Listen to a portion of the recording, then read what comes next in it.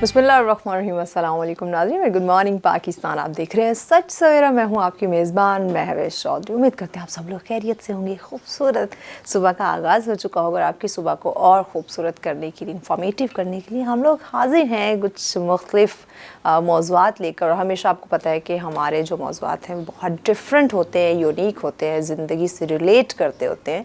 और ऐसे कुछ इश्यूज़ जिन पे या तो बिल्कुल बात नहीं होती, अगर होती है तो बहुत ही कम होती है। तो उन तमाम तर पॉइंट्स को, उन तमाम तर इश्यूज़ को, उन तमाम तर मौज़ूआत को सच सवेरा में डिस्कस किया जाता है। और अगर कुछ इश्यूज़, कुछ प्रॉब्लम है तो उनका हल निकालने की कोशिश की जाती है। आज का टॉपिक बहुत अहम है। हम बात करने जा रहे हैं अपनी जो कौमी ज़ुबान है उर्दू, उस हवाले से। इसकी एक बहुत लंबी चौड़ी हिस्ट्री है। यकीनन वो आज हम डिस्कस करेंगे, अपने मेहमान से जानेंगे जिन्होंने अपनी ज़िंदगी का एक बहुत बड़ा हिस्सा इस फील्ड को दिया है। किसी तारुफ़ के मोहताज नहीं है, उनसे आपको मिलवाएंगे। और उर्दू अदब, उर्दू शायरी पे हम बात करने वाले हैं। आजकल देखते हैं, अपने तालीमी इदारों में देखते हैं, कहीं ना कहीं नौजवान को शौक़ है भी उर्दू अदब की वैल्यू को, अहमियत को हम समझते भी हैं, अपने बच्चों को बताते भी हैं, हमारे तालीमी इदारों में भी बताया जाता है। लेकिन अगर उसके मुकाबले में हम दीगर लैंग्वेजेस को देखें, इंग्लिश को देखें, तो उसे ज़्यादा प्रमोट किया जाता है या लोग उसे ज़्यादा भी पसंद कर रहे होते हैं। तो उर्दू अदब का इसकी जो अहमियत है वो हर दौर में रही है भी और यकीनन आगे भी रहेगी। अब इसकी हिस्ट्री क्या है और कैसे ये एक मज़बूत तरीन ज़ुबान बनी और फिर इसमें शायरी जो है वो लोग करने लगे, ये आज हम जानेंगे। और इस पे डिस्कशन के लिए उर्दू अदब का जो एक सिलसिला चला और उसमें फिर उर्दू शायरी जो है उसका एक सिलसिला चला। इसकी तारीख़ जो एक बहुत स्ट्रॉन्ग, बहुत मज़बूत तारीख़ है, जो कि आज अपने बच्चों को, अपने नौजवानों को बताने की ज़रूरत है। हम अपने सोशल मीडिया पे, टीवी चैनल्स पे, बेशतर प्रोग्राम्स में बहुत सारे एंटरटेनमेंट के शोज़ देखते हैं, प्रोग्राम देखते हैं, लेकिन ऐसी अहम मालूमात वो शेयर करना भी बहुत ज़्यादा ज़रूरी होती है। ये ऐसी चीज़ें हैं जो हमारी पहचान है और इन्हीं को हमने आगे साथ लेकर चलना है। और इन ज़ुबानों से मुंसलिक लोग, इस शायरी से वाबस्ता लोग, जिन्होंने अपनी ज़िंदगी का एक बहुत कीमती हिस्सा जो है वो उर्दू अदब को दिया हो, उर्दू शायरी को दिया हो, बेशतर बुक्स लिखी हों, अपने नौजवानों को बावर करवाने के लिए, नौजवानों में अक्ल शऊर पैदा करने के लिए पेश रहे हो, तो यकीनन उन लोगों को सामने लाना बहुत ज़्यादा ज़रूरी है। तो जनाब, पाकिस्तान की जानी मानी हस्ती किसी तारुफ़ के मोहताज नहीं, अमीन साहब हमारे साथ तशरीफ़ फरमाएं। अस्सलाम वालेकुम सर। वालेकुम सलाम। बहुत शुक्रिया वक्त दिया आपने। नहीं, ये आपका बहुत शुक्रिया कि आप आए। और जो टॉपिक आज आपने मेरे लिए भी चुना है और लोगों, सुनने वाले नाजरीन के लिए भी, मेरे ख्याल में ये बहुत ज़रूरी टॉपिक है। बहुत ही ज़रूरी अमीन साहब, यकीनन, क्योंकि ये ऐसा टॉपिक, ऐसा मौजू है जिस पे बात या तो होती नहीं है या बड़ी ही कम बात होती है, बहुत कम होती है। और आपको मैं मज़े की बात बताऊं कि ये इतना वसी टॉपिक है, बहुत वसी। अब मुझे लिटरेचर की बात ये तो ख़त्म ही नहीं होती। और अब मुझे जब इस बात को बताना है लोगों को, तो मुझे वे बैक जब आए थे ना द्राविडियन आए थे जब इस हमारे इलाके में, तो उस वक्त यहाँ पे जो जुबानें बोली जाती थी वो मुख्तलिफ थी। ठीक, चले तारीख का सिलसिला शुरू करते हैं, बताइए। वही मैं आपको बता रहा हूँ कि मुझे इसमें कि वो जब द्राविडियन यहाँ आए सब कॉन्टिनेंट में, हमारे इलाके में, तो जो ज़ुबान वो लेके आए और फिर वो ज़ुबानें जो यहाँ बोली जाती थी वो थी प्राकृत जी, पे रे अलिफ, क्याफ रे ते। मैं इसलिए बता रहा हूँ कि लोगों को पता चले, समझ आए असल लफ्ज़ क्या है। तो वो जब उनका मिलाप हुआ तो फिर उसमें से आप कह लें कि एक ज़ुबान का इर्तिका शुरू हुआ। उसको कहा गया जी के हिंदुआ, हाँ बिल्कुल।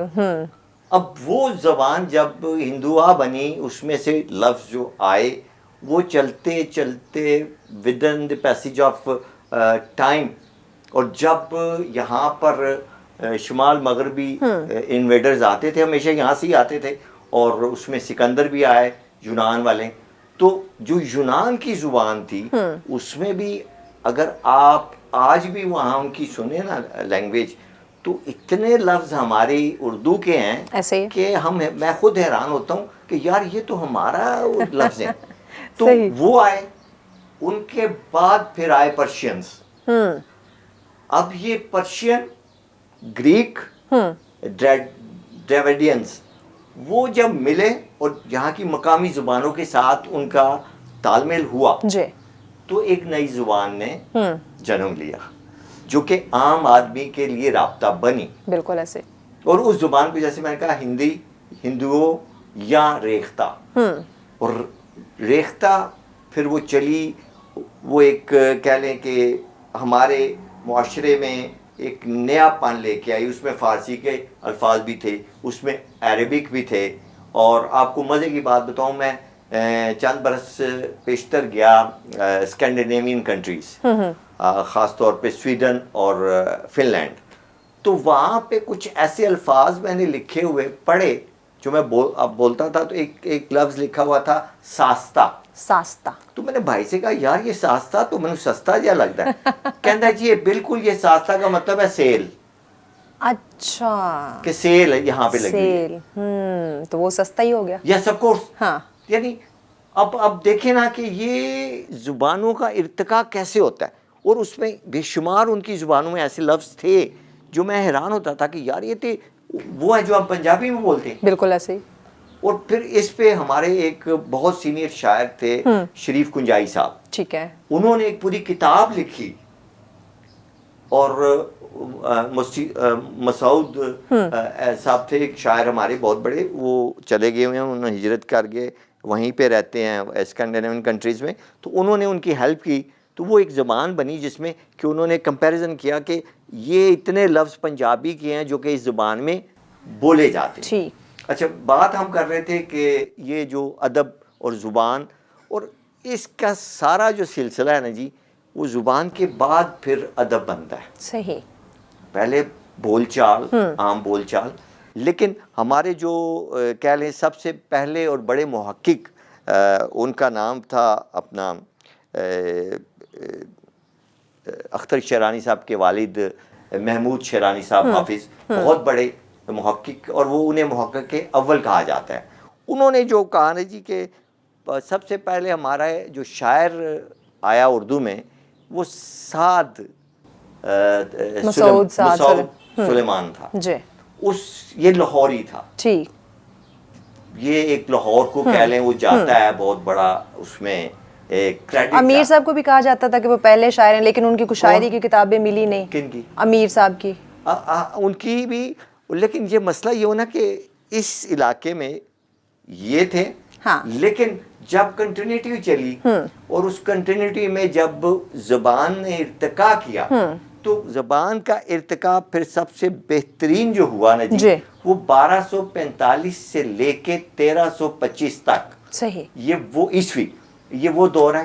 یہ کون سا دور ہے؟ یہ امیر خسرو کا دور, یہ نظام الدین اولیاء کا دور ہے. صحیح. اس دور میں انہوں نے, امیر خسرو نے اردو کو ریختہ میں تبدیل کیا. اس میں پھر مقامی بولیاں, اور اس کو لشکر بھی کہا جاتا ہے.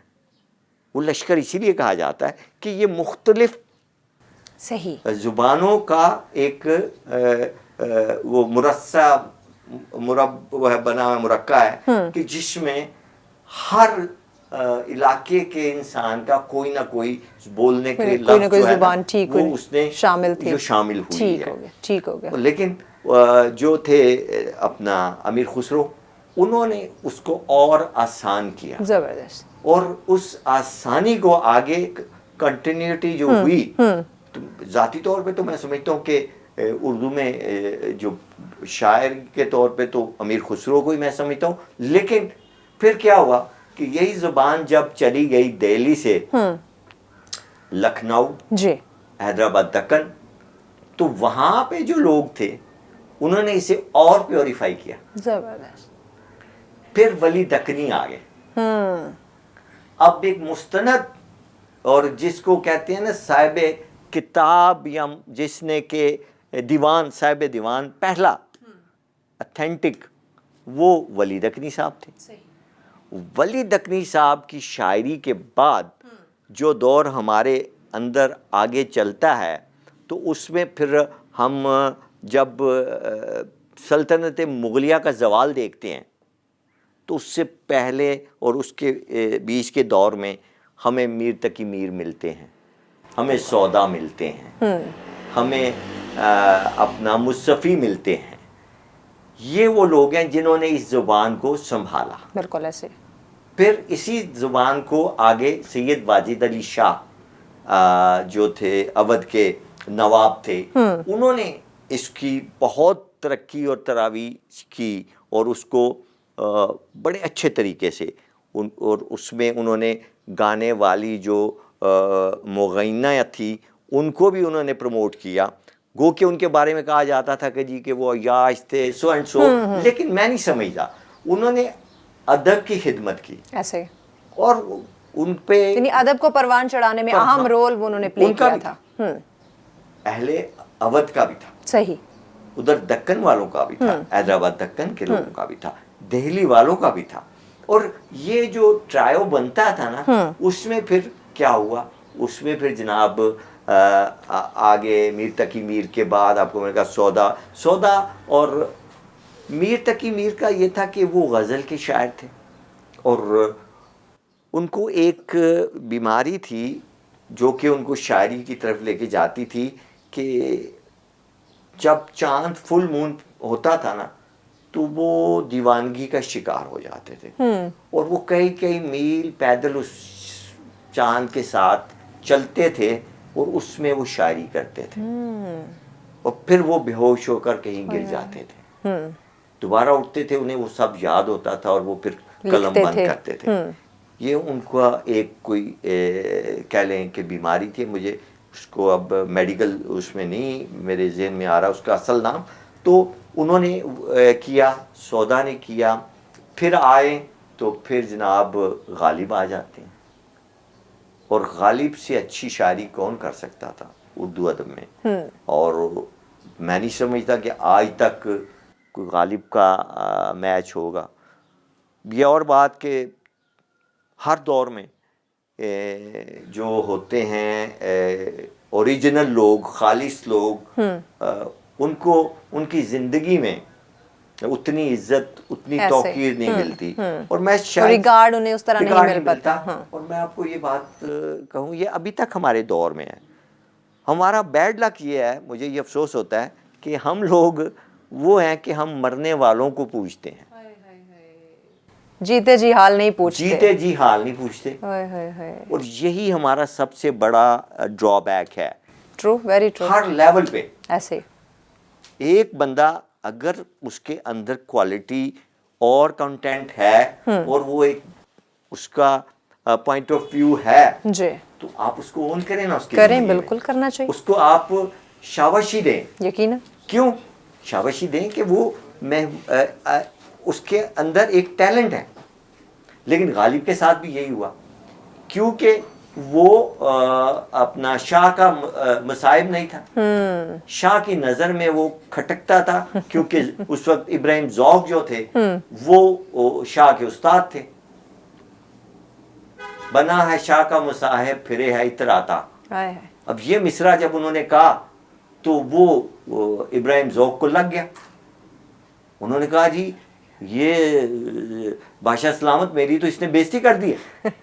انہوں نے اسے بلایا غالب کو کہ بھائی صاحب یہ کیا کیا؟ کہا سر یہ تو میری جو غزل ہے اس کا مصرع اولا ہے، میں تو اس کو وہ کر رہا تھا. تو اس پہ پھر انہوں نے کہا بادشاہ نے کہ یار پوری پھر غزل سناؤ. پھر انہوں نے غزل سنائی اس پہ. صحیح. تو مسئلہ یہی ہے کہ ہمارے اندر اچھے کو اچھا کہنے کی جرت نہیں ہے اور مرنے کے بعد ہم اون کرتے ہیں. مرنے کے بعد ہم ان کے جناب مزاروں پہ بیٹھ جائیں گے، ان پہ چادریں چڑھائیں گے، بعد میں کہیں گے یہ تو پیر تھا، یہ تو پتر بھی دیتا ہے، یہ تو بچے بھی دیتا ہے. ہاں جی، کڑے بھی پاؤ مطلب اس طرح کا ہم نے کہا. جب وہ زندہ ہے ان کو ہم کچھ بھی نہیں کرنا چاہتے. یہ میرا سب سے بڑا. اور ادب میں اور ادب جو ہے دیکھیں، ادب انسان کو باادب کرتا ہے. بے شک.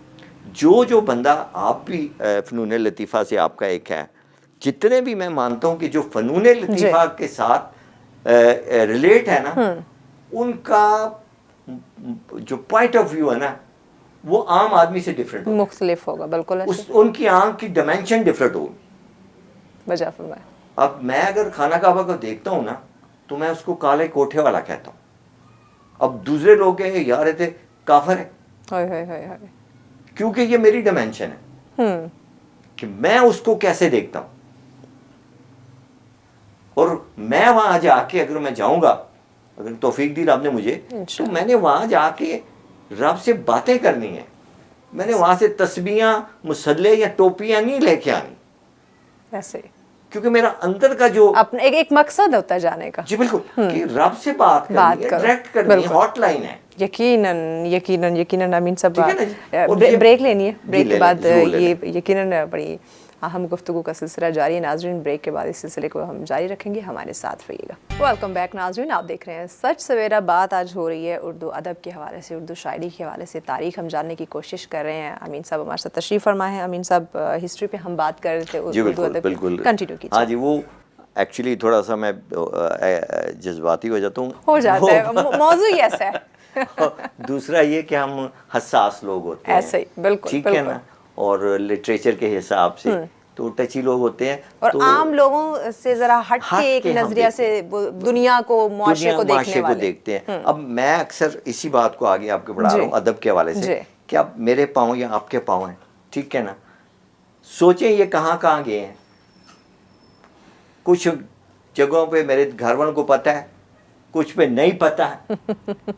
जस्ट इमेजिन योर, अपने पाँव के ऊपर आप नजर डालें, और हर बंदा डाले, बिल्कुल, और उसको समझ आए कि यार रहते बड़ी अजीब जी गल। अदब ये है। हमारे बड़े कहते थे बाबा जी, कि शफाक बाबा जी, कि काका जो गल बात भी करो ना, उसमें आपने दिते में से देना है। आपको जो मिला है उसको तकसीम करो। खैर, क्या बात, क्या बात। मुसीबत को, बिल्कुल, सोच को तकसीम करो, अपने तक ना रखो, अपने तक ना रखो, क्योंकि ये कोई रुकने वाली चीज नहीं है। बिल्कुल, इसको आगे बढ़ाओ। जितना तकसीम करोगे उतना बढ़ेगा। मैं बल्कि कहता हूँ तकसीम ना करें, आप ज़रब दें। क्या बात है, क्या तकसीम तो कम होता जाता है। क्या बात है, क्या बात है। जब विरासत तकसीम होती है, ये मुरब्बे लोगों के बड़े बड़े, तो वो मुरब्बे कनालों और कनालों से मरलों में तकसीम हो जाते हैं। ज़रब दें। क्या बात है, बड़ी खूबसूरत बात है। ज़रब जो है वो बढ़ेगा, मल्टीपल होता है। जबरदस्त, जबरदस्त। मेरा ये ईमान है, और ये हमने बड़ों से सीखा। बहुत खूब, बहुत खूब। तो अमीन साहब, आपको शौक कैसे आया उर्दू अदब को? आपने कैसे इससे लगाव एक हुआ, शायरी में आप आए? मैं भी ये बात ये है कुछ के, ये किस्सा है कोई निस्फ सदी का, पल दो पल की बात नहीं है, और मुझे नहीं पता आपके पास टाइम मेरे लिए कितना है। नहीं, हम जरूर जानना चाहेंगे। ये 1972 का किस्सा है। मैं पतंगबाजी करते छत से गिरा और मेरी टांग टूट गई, और वो फिर गलत जुड़ी। इसमें किस्मत है बिल्कुल। नहीं, मैं ये फील करता हूँ शायद रब ताला को यही मंजूर था, क्योंकि उनको शायद ये पता हो कि ये बंदा बिल्कुल ठीक रहा तो शायद बड़े गलत रास्तों पे निकल जाए, तो उन्होंने वो गाड़ी की हैंड ब्रेक होती है ना, ऐसे ही मेरी हैंड ब्रेक उन्होंने लगा दी कि इसको रोको। तो मैं 10 बरस बिस्तर पे रहा। उसके बाद ना मैं वॉशरूम जा सकता था, ना मैं खाना उठ के खा सकता था। मेरे माँ बाप, मेरे बहन भाइयों ने वो 10 बरस, मैंने सिर्फ रेडियो पाकिस्तान सुना। PTV एक चैनल होता था, 5:30 शाम को शुरू होता था, 11 बजे वो बंद होता था। बसीरत से शुरू होता था, फरमाने इलाही पे बंद होता था। मंडे को उसकी छुट्टी होती थी। और ये वो दिन थे जब मैंने लिटरेचर से मेरा कुछ रुझान बना। उस वक्त मैं 5वीं क्लास का स्टूडेंट था। सही। उस वक्त तो इतना पता नहीं था, लेकिन टीवी प्रोग्राम देखते थे, अच्छे अच्छे सुखनवर आता था, उसमें यूसुफ कामरान साहब मेज़बान हुआ करते थे। फिर जनाब राग रंग, मुझे मौसीकी से बड़ा शौक। हाँ जी। और गज़लें, खास साहब मेहदी हसन खान साहब की, फरीदा खानम की, और इकबाल बानो की, तो मुझे वो पसंद था। मैंने 12 साल की उम्र में पठाने खान को पसंद किया है। क्या बात। मंडा इश्क भी तू, ईमान भी तू। मैं अपनी एज से बड़ा था, मैं ये समझता हूँ, बहुत खूब, और ये मेच्योरिटी मुझे रब ने दी थी, ऐसे ही, ये उसकी देन है। ये उसकी देन थी। और मेरे पास उस वक्त पढ़ाई नहीं थी, सिर्फ 5वीं क्लास में था मैं। फिर जब मैं टीन एज में आया उसी टाइम जी। में, तो फिर मैंने लिटरेचर पढ़ना शुरू किया, उर्दू अदब। उसमें मैंने शायरी पढ़ी, क्या इकबाल की पढ़ी सबसे जबरदस्त, पहले, जबरदस्त। और उसके बाद अपना गालिब पढ़े, उर्दू गालिब की जो आसान थी, सही। क्योंकि उस वक्त जो मुश्किल उनकी शायरी थी वो बाद में समझ आई। हाँ, लेकिन शुरू में हम यही पढ़ा करते थे, दिले नादां तुझे हुआ क्या है, आखिर इस दर्द की दुआ क्या है, दुआ क्या है, जी। सही। तो ये पढ़ते पढ़ते फिर हम आगे आए, और बाकी जो शोरा थे, दाग, देहलवी और बड़े जितने नाम थे क्लासिकल, जी। मीर तकी मीर को भी पढ़ा, और साथ साथ नसर में हमने जनाब शुरू किया, जो हमारे सबसे पहले थे अपना, जिन्होंने पहला नावल लिखा था,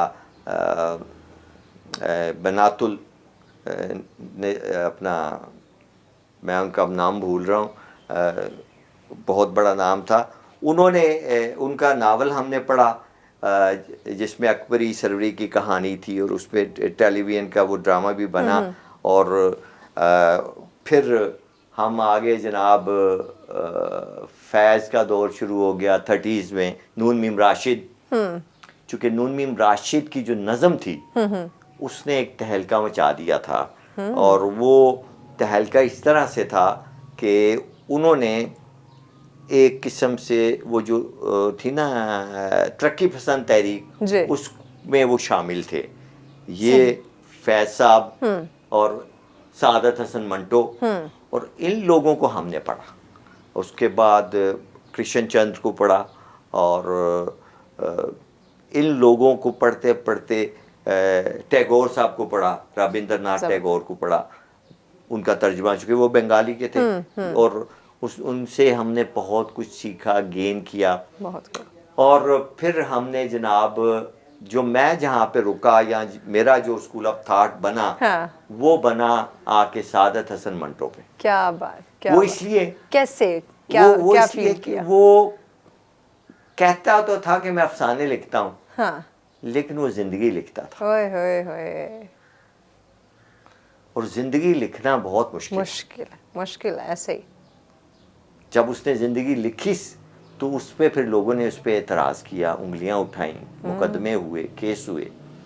लेकिन मैं समझता हूँ कि सादत हसन मंटो से बड़ा अफसाना निगार, लोग कहते हैं कि नहीं ये बात गलत है, मैं नहीं समझता, हर बंदे का अपना पॉइंट ऑफ व्यू, अपना, ठीक है ना बिल्कुल जी? ऐसे, बिल्कुल। कासमी कहानियाँ मुझे बहुत ज़्यादा पसंद है, अहमद नदीम कासमी साहब का, उनकी नसर कमाल की है, उनकी भी अगर आप देखें।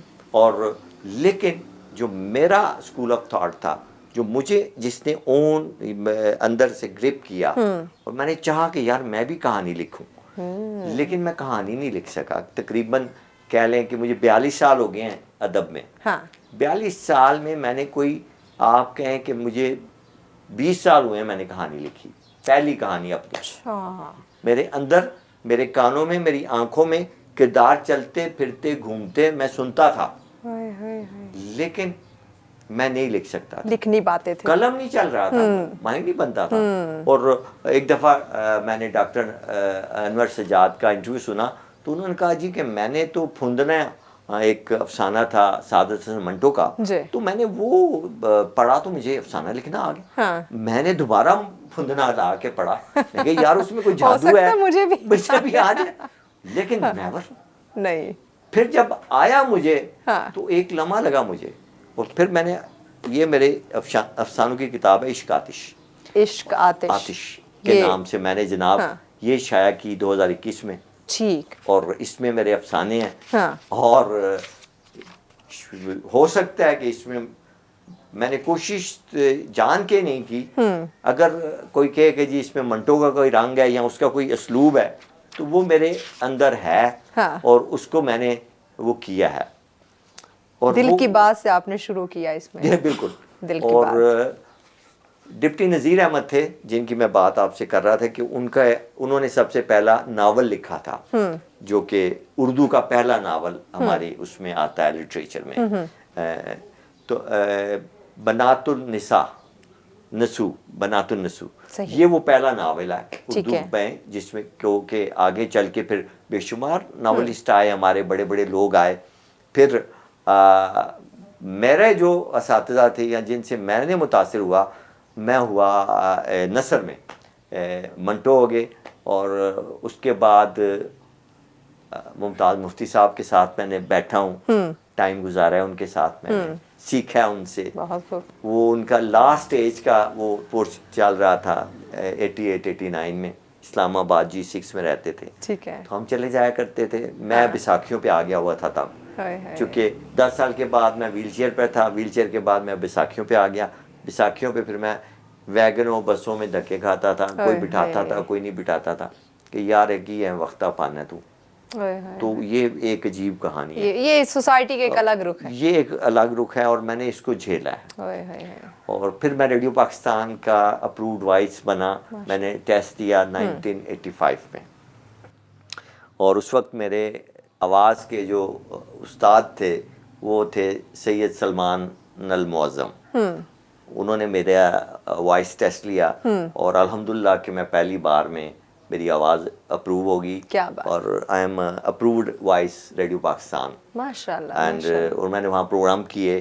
اور میری اس دور کی جو ہستیاں ہیں میں ان کے نام لینا چاہتا ہوں کہ آپ وہ اس وقت دنیا میں نہیں ہیں. ان میں شمع خالد محترمہ, بہت بڑا نام ان کا ریڈیو کے حوالے سے. احسن باغا صاحب بہت بڑا پروڈیوسر, اور میں ان کو بہت آن کرتا تھا, ان سے بہت کچھ سیکھا میں نے. اور اس کے بعد عابد حسین ہوتے تھے, اور اختر امام رضوی صاحب تھے, یہ پٹھوہار سے تعلق رکھتے تھے لیکن بہت کمال کے لوگ تھے. ان سے ہم نے سیکھا. اور آپ کو میں مزے کی بات بتاؤں, میری زندگی کا جو پہلا چیک تھا نا ریڈیو کا, وہ 20 روپے کا تھا. کیا بات ہے. اور اس کے لیے بھی مجھے بینک اکاؤنٹ کھلوانا پڑا کہ اونلی پیز اکاؤنٹ تھا وہ. اچھا. تو میں کہ یار 20 روپے پیچھے میں ہوں, لیکن وہ ایک خوشی بھی تھی, خوشی ایک بالکل ایک الگ سے احساس تھا. وہ احساس تھا. اب بھی آج کل بھی میں ایک ریڈیو کر رہا ہوں, پنجابی کا ہے, وہ FM 99.4 ہے, پنجاب رنگ کے نام سے. اس میں میرا ترنجن پروگرام آتا ہے بدھ کے بدھ صبح 10 سے 12 بجے لائیو. فیس بک پہ بھی ہوتا ہے وہ زبردست. اور امین کنجائی کی ID آپ کھول لیں, اس پہ وہ FM 99 کریں تو وہ آ جاتا ہے. اور وہ کر رہا ہوں چونکہ شوق ہے. اور شفاق صاحب بانو ماجی کے ساتھ بہت ٹائم گزارا میں نے, اور ان سے میں نے بہت کچھ گین کیا. کیا بات. اور پھر زندگی سیکھنے میں ہی بسر کی. سرفراز شاہ صاحب اگر آپ نے نام سنا ہو, کہے فقیر والے, ان کے ساتھ بہت ٹائم گزارا. وہ آتے تھے اسلام آباد جہاں ہر منڈے کا منڈے, تو میں چلا جاتا تھا, ان سے ملتا تھا, کبھی جھگڑے بھی کیے ان سے کیونکہ وہ روحانی طور پہ. تو میں ان سے کہتا تھا کہ سر مینو ہی کوئی دیو روحانیت. تو وہ مجھے انہوں نے ایک دن کہا تو تے شاعر ہیں. تو میں کہ سر پھر کچھ تے دیو نا, ان شاعر ہیں. تو انہوں نے ایک مجھے بہت اچھی دعا دی. انہوں نے کہا امین جا, تیرا دنیا اور آخرت اچھی ہوگی. کیا بات. اور الحمدللہ, کیا بات, الحمدللہ کہ میری ان کی یہ دعا مجھے آج تک میرے ساتھ ہے, اور میں اس چیز کو مانتا بھی ہوں. ان کا میں بہت کہہ لیں معتقد بھی ہوں. اور بانو ماجی سے میں نے ایک دفعہ پوچھا, ہم ان کے گھر رہتے تھے, میں جا کے ماڈل ٹاؤن داستان سرائے 121 داستان سرائے. اب مجھے بڑی تکلیف ہے کہ وہ ختم ہو گیا, اور ہمیں بہت دکھ ہے چونکہ ہم نے وہاں بہت دن گزارے, بڑے بڑے لوگوں سے ملے, ادب کے جو صحیح پائنیئرز تھے. تو میں نے ایک دن ماں جی سے کہا, ماں جی اندر دی کمینگی نہیں جاندی. تو کہندے نے کہ امین بس تو ایک دعا کریا کر کہ جڑا نا تینوں زندگی گزارنے دا طریقہ سلیقہ تے کرینہ آ جائے. بڑی بات. اب یہ جو بات انہوں نے کہی نا, تو میں نے اس وقت ماں جی کو کہا, ماں جی یہ تے تسی 3 نفس مینوں دس دیتے نے, نفس امارہ, نفس لوامہ اور نفس مطمئنہ.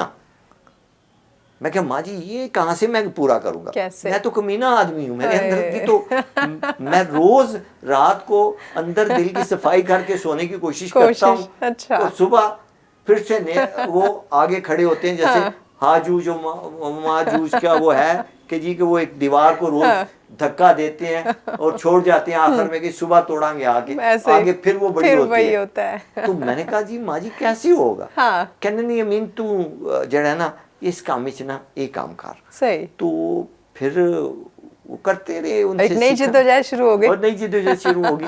اور پھر مجھے انہوں نے کہا امین تو پنجابی شاعری کیتا کر. اچھا. میں اردو کرتا تھا, اور اردو شاعری جو کہ رومانٹک, ہمارا جو دور ہے جس میں ہم جوان ہوئے وہ احمد فراز کا دور ہے. صحیح. ٹھیک ہے نا جی.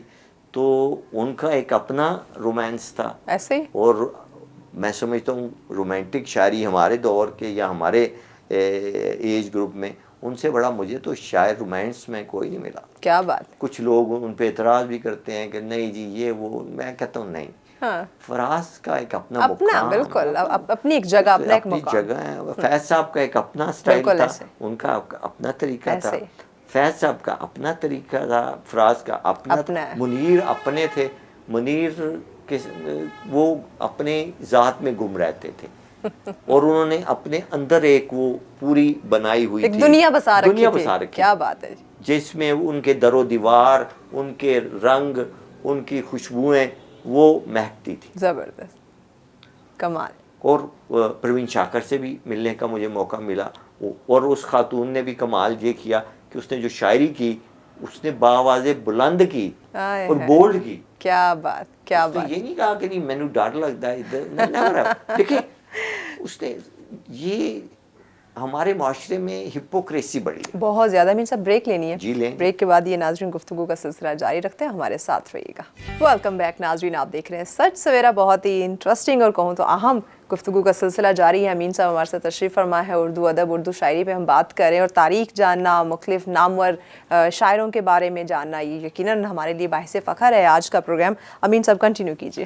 ہاں جی, جیسے اب دیکھیں, اب میں جیسے شاعر بڑوں کے نام لے رہا تھا, اب اگر آپ کو میں کہوں نا کہ ایک بڑا شاعر جو زندہ ہے مجھے اس کا نام بتا دیں تو آپ کے ذہن میں کون آئے گا؟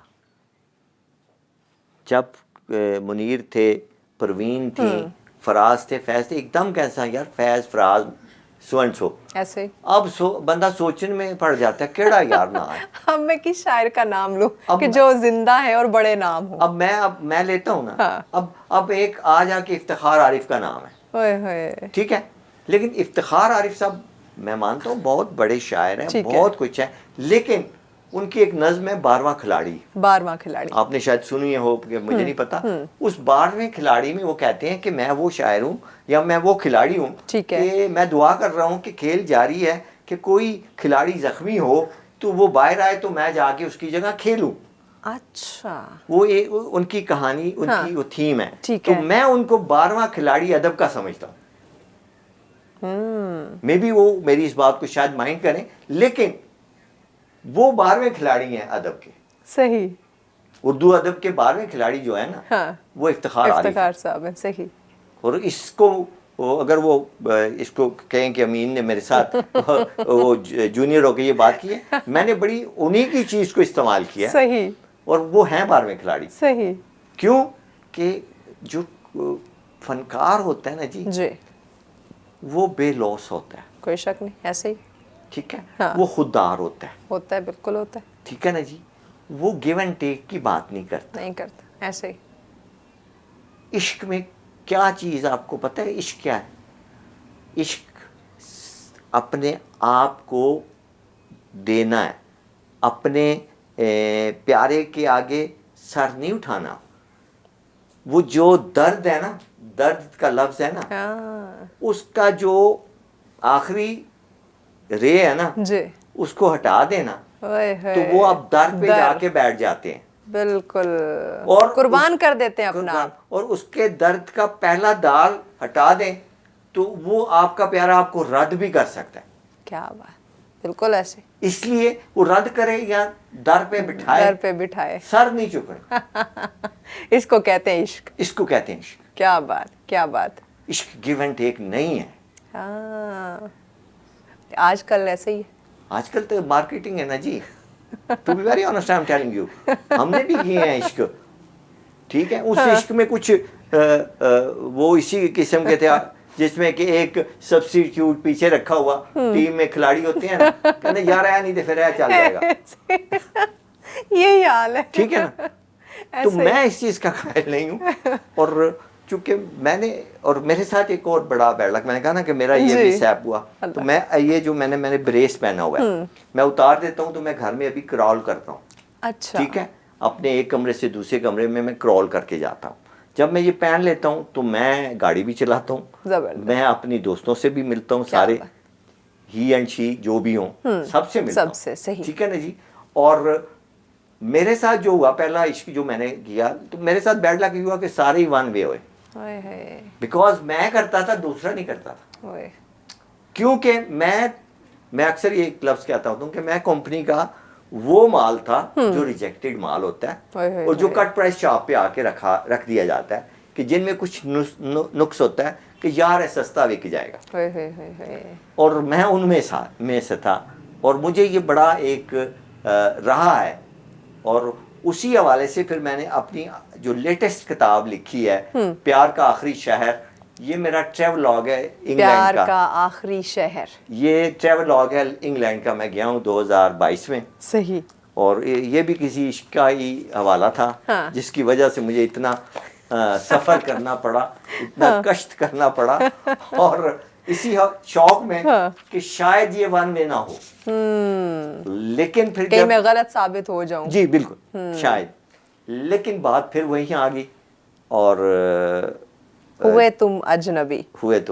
تو وہ پھر ہم جناب پھر وہ کہتے ہیں نا پنجابی, جتھے دی اوتھے ہی آ کے اسی کھلو گے. امین صاحب آپ اپنی شاعری کچھ ناظرین کی نظر کیجئے, سنائیے. جی میں آپ کو کچھ شعر اپنے زبانی سناتا ہوں جو مجھے یاد ہے. جی ضرور ضرور. یوں چھوڑ کے جائے گا ارادہ تو نہیں تھا, وہ میرا رہے گا کوئی وعدہ تو نہیں تھا.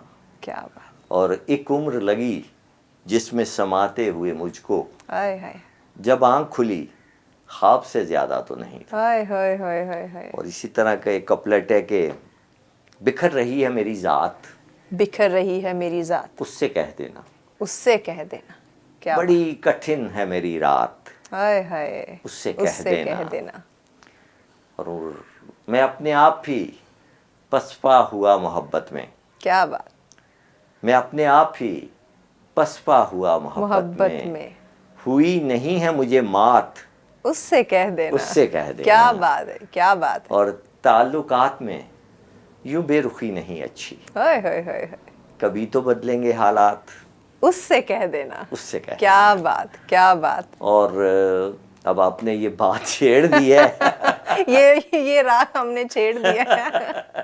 تو یہ ہے کہ جی ایک اور آپ کو میں شعر سناتا ہوں. ضرور ضرور, ارشاد. میرے کہ اس میں تھا کہ زندگی میں اس قدر محرومیاں ہم کو ملی, سامنے ہوتے ہوئے بھی دوریاں ہم کو ملی, اور بے گناہی کا میری بنتا نہیں کوئی گواہ, ہائے ہائے ہائے, سب کے چہروں پہ لکھیں مجبوریاں ہم کو ملی, اور اتنی جلدی ٹوٹ سکتے تو نہیں یہ واسطے, بہت خوب, جس طرح ٹوٹی ہوئی چند چوڑیاں ہم کو ملی. کیا بات ہے. اور خود شناسی کرنے بیٹھے ہم جو اپنی ذات کی, اپنے ہی کردار میں کمزوریاں ہم کو ملی. کیا بات. اور پھر ایک دور تھا جب میں ریڈیو کرتا تھا تو میں نے غزل لکھی کہ تیرے دل تک یوں مدعا پہنچے, میں نہ پہنچوں میری صدا پہنچے. کیا بات, کیا بات. اور فاصلے پیار کے مٹانے میں کتنی صدیوں پہ بات جا پہنچے. بہت خوب جی, بہت خوب. کیا بات. اور پھر جناب آپ اردو کی اگر بات کرنی ہے تو اردو کے حوالے سے یہ ہے کہ آج کل کے دور کے حوالے سے تھا کہ بلکہ نہیں, میری ایک اور غزل جو مجھے بہت زیادہ پسند ہے کہ گر ساتھ چھوڑنا ہے تو تصویر مت بنا, अगर साथ छोड़ना गर। है, गर साथ छोड़ना है तो तस्वीर मत तो बना, तस्वीर मत बना, यादों को मेरी सोच की हाय हाय जंजीर मत बना, मत बना, एक रोज जिंदगी का लम्हा रूठ जाएगा, दुनिया को अपने वास्ते जागीर मत बना। और आंखों से गुफ्तगू का यूं ही सिलसिला रहे, क्या बात, क्या बात, आंखों से हाँ गुफ्तगू का यूं ही सिलसिला रहे, कागज कलम से प्यार को ताजीर मत मत बना। बना, वाह वाह वाह जी वाह, क्या बात। तो ये तो उर्दू का हो गया कुछ, तो अगर पंजाबी, आप पंजाबी बिल्कुल जरूर क्योंकि जरूर। पंजाबी मेरी माँ बोली भी है, और पंजाबी में मैं समझता हूँ कि एक्सप्रेशन ज़्यादा अच्छा आता है हाँ जी। बिल्कुल ऐसे ही है इरशाद। और मैं सुनाता हूँ आपके जी, जी। चाटी विच मधानी औखी, चाटी विच मधानी औखी, औखी हाँ दिल दी मैल मुकानी औखी। हाय हाय, क्योंकि वो जो पेड़ा होता है ना मक्खन का, ऐਵੇਂ नहीं वो बनता, ऐसे उसके लिए ही बड़ी है। मेहनत हमारी बहुत, माएँ करती थी बिल्कुल। गाँव में। ਅਸੀਂ बिल्कुल। पेंडू हैं बेसिकली। नहीं नहीं, हम खुद पिंड के हैं भाई। I belong from Gujrat near Kunjah, सही, और इसीलिए कुंजाई लिखता कुंजाई, हूँ मैं जी। सही। तो चाटी विच मधानी औखी, दिल दी मैल मुकानी मुकानी औखी। औखी, ਅੱਖੀਂ पेचे लड़ जाते हैं, अखी पेचे लड़ जाते हैं, लाके तोड़ने बानी औखी। वाह जी वाह, क्या बात है। और ये जो आँख है ना, ये सबसे पहला चोर दरवाजा है अजल से। मैं आपको सही, बताऊं, मोबाइल सही। तो होना है ना चोर दरवाजा, ये तो अब आए ये हैं। तो अब आए हैं ना। पहले आंखों ही आंखों में बातें हाँ थी। जी बिल्कुल, वहां से बात चलती थी, हाँ देन आगे वो फिर आगे जिसकी हिम्मत जितनी होती थी वो कर लेंदा सी, ऐसे? ते साडे जे डरदे रहंदे सन। और एक और आपको सुना देता हूँ जी जी पंजाबी की, जी जी। कि साड़ के कोला कर छड़िए, साड़ के कोला कर छड़े, एक ही रोला कर छड़िए, ओए हाय हाय। एक ही रोला कर छड़े, सुरमे वांग सा अख विच रहंदे, हाय हाय हाय, कखों होला कर छड़िए। ओए, और जद दा टुर परदेस गया है, घारे खोला कर छड़िए। ओए हाय, और तकड़ी तोल के सजना सानू, तकड़ी तोल के सजना सानू, शेर तो तोला कर छड़ी, ओए हाय हाय हाय, साड़ के कोला कर साड़ छड़ी। के कोला कर छड़ी, क्या बात है, क्या और बात। एक दो और चीज़ें आपको सुना देता हूँ। जी जी जरूर जरूर। चुप चुपीते मर जावांगे, चुप चुपीते मर जावांगे, आखिर अपने घर जावांगे, आए, कोजे पिंडे इश्क समाया, क्या औखा पैंडा सर जावांगे, और इश्क ते सट्टा ला बैठे हैं, हाय हाय हाय हाय, जिते ना ते हार जावांगे, हार जावांगे, जितने ना थे हार जावांगे, जावांगे। क्या बात है। तो ये तो अब आप चलते रहोगे तो मेरे ये पास सिलसिला तो चलता रहेगा। रहेगा। आपने माशाल्लाह काफी सारी बुक्स लिखी हैं, जी नाज़रीन बिल्कुल को जरा जी, बताएं, ये दिखाएं। मेरे राज़े ज़िंदगी है जी। इसमें मैंने वो मज़ामीन शाया किए हैं जो मैं रेडियो पे राज़े जिंदगी, और अखबार में, एक कौमी अखबार में शाया होते थे इसी नाम से। चूँकि मेरा स्कूल ऑफ थॉट जो है वो बाबा जी इशफाक साहब और उनका है, ठीक है। तो उस हिसाब से मैंने इसमें आँख, पाँव, हाथ, अंगूठा, अगर आपका अंगूठा ना हो तो आप किसी काबिल नहीं हैं। ऐसे बिल्कुल। तो इन ऐसे मज़ामीन, और एक इसमें है अब्बा ATM। अब्बा ATM, हाँ, चूँकि आज के दौर के जो बच्चे हैं उन्होंने बाप को बहुत, चूँकि देखते सही- हैं ना सही कि फरमा अबू रहे जी हैं। आप पैसे डालती हैं तो जादू की तरह निकल आते हैं। उनको ये अब्बा नहीं पता कि ATM। इसके पीछे कितना वो सर्कल है। सही फरमा रहे, तो उसको मैंने अब्बा ATM के नाम से वो किया हुआ है जी। सही और ये मेरे मुशाहिदात हैं हाँ। जो मैंने कंसीव किए हैं। सही, ये इसमें वो है जी। ठीक है। और इसमें प्यार का आखिरी शहर है जिस जो कि मेरा नाकाम हुआ जी। ये मेरा एक कौमी अखबार में मेरी कॉलम थे करंट अफेयर पे, ईमानदारियाँ। ईमानदारियाँ मैंने सही। इसलिए इसका नाम रखा कि साढ़े से ईमानदारी नहीं रही। अल्लाह। हम एक काम ईमानदारी का करते हैं, पता है क्या है? बेईमानी। बड़ी वो हम ईमानदारी से करते हैं, ईमानदारी से करते हैं, बड़ी ईमानदारियाँ। हकीकत है, लेकिन सच है, कड़वा सच। To be very honest I am telling you Yes. कि कहीं भी कोई भी अल्लाह। बंदा मेरे समेत, मैं नहीं कहा कि मैं उससे बाहर हूँ। हाय हाय एक तो हम झूठ बोलते हैं, हाय, वो भी बड़ी ईमानदारी बड़ी से। ईमानदारियाँ, सही फरमा, इसमें कोई नहीं सही कि फरमा कोई रहे, के- सही फरमा रहे। और इश्क आतिश जी मेरी शॉर्ट स्टोरीज हैं, जैसे आपको बताया, इसमें मेरे अफसाने हैं। अच्छा, इसमें ठीक हो गया जी। हाँ ठीक, इश्क आतिश ये में। बाई आसी लड़की पहली सी जड़ी ओदे हाथ किताब लिखी सी, वो भी गुम गई।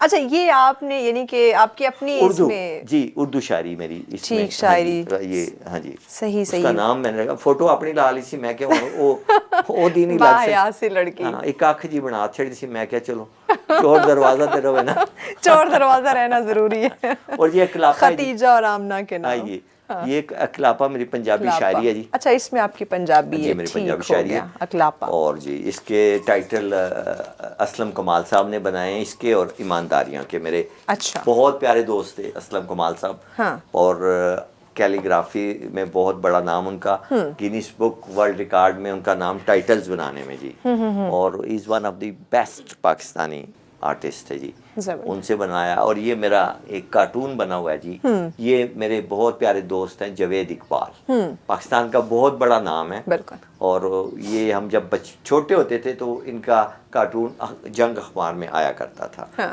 تو آج کل یہ میرے دوست ہیں یہ میرے لیے بڑی عزت ہے میں ان کے کیا گھر بات. لاہور گیا ہاں ہاں میں کہا سر جی میرا بھی کارٹون بناؤ کہنے یار تیری شکل سونی ہے یہ بنانا کوئی چنگا نہیں لگتا میں کہا جی خراب کرو تو وہ اللہ کا بڑا کرم ہے کہ اچھے لوگ ملے ایسے ہی. اور انہی لوگوں سے سیکھا اور اب میں اس لیول پہ ہوں کہ مجھے 42 برس ہو گئے 42 برس. اب 42 برس میں میں خود کو یہ کہتا ہوں مہوش کہ میں بالکل ویسا ہوں جیسے ایک گاڑی کا مکینک ہوتا ہے نا گاڑیاں ٹھیک کرتا ہے گاڑی کے نیچے لیٹا ہوتا ہے اور اپنے چھوٹے کو آواز دیتا ہے 6 نمبر کی چابی دیں ہوئے وہ پانا دیں فلانا تو میں وہ چھوٹا ہوں ادب کا کہ جس کو ان 42 برسوں میں یہ سمجھ آئی ہے کہ منافق کون ہے اور خالص کون ہے صحیح. ادب میں بھی اور زندگی میں بھی اور رشتوں میں بھی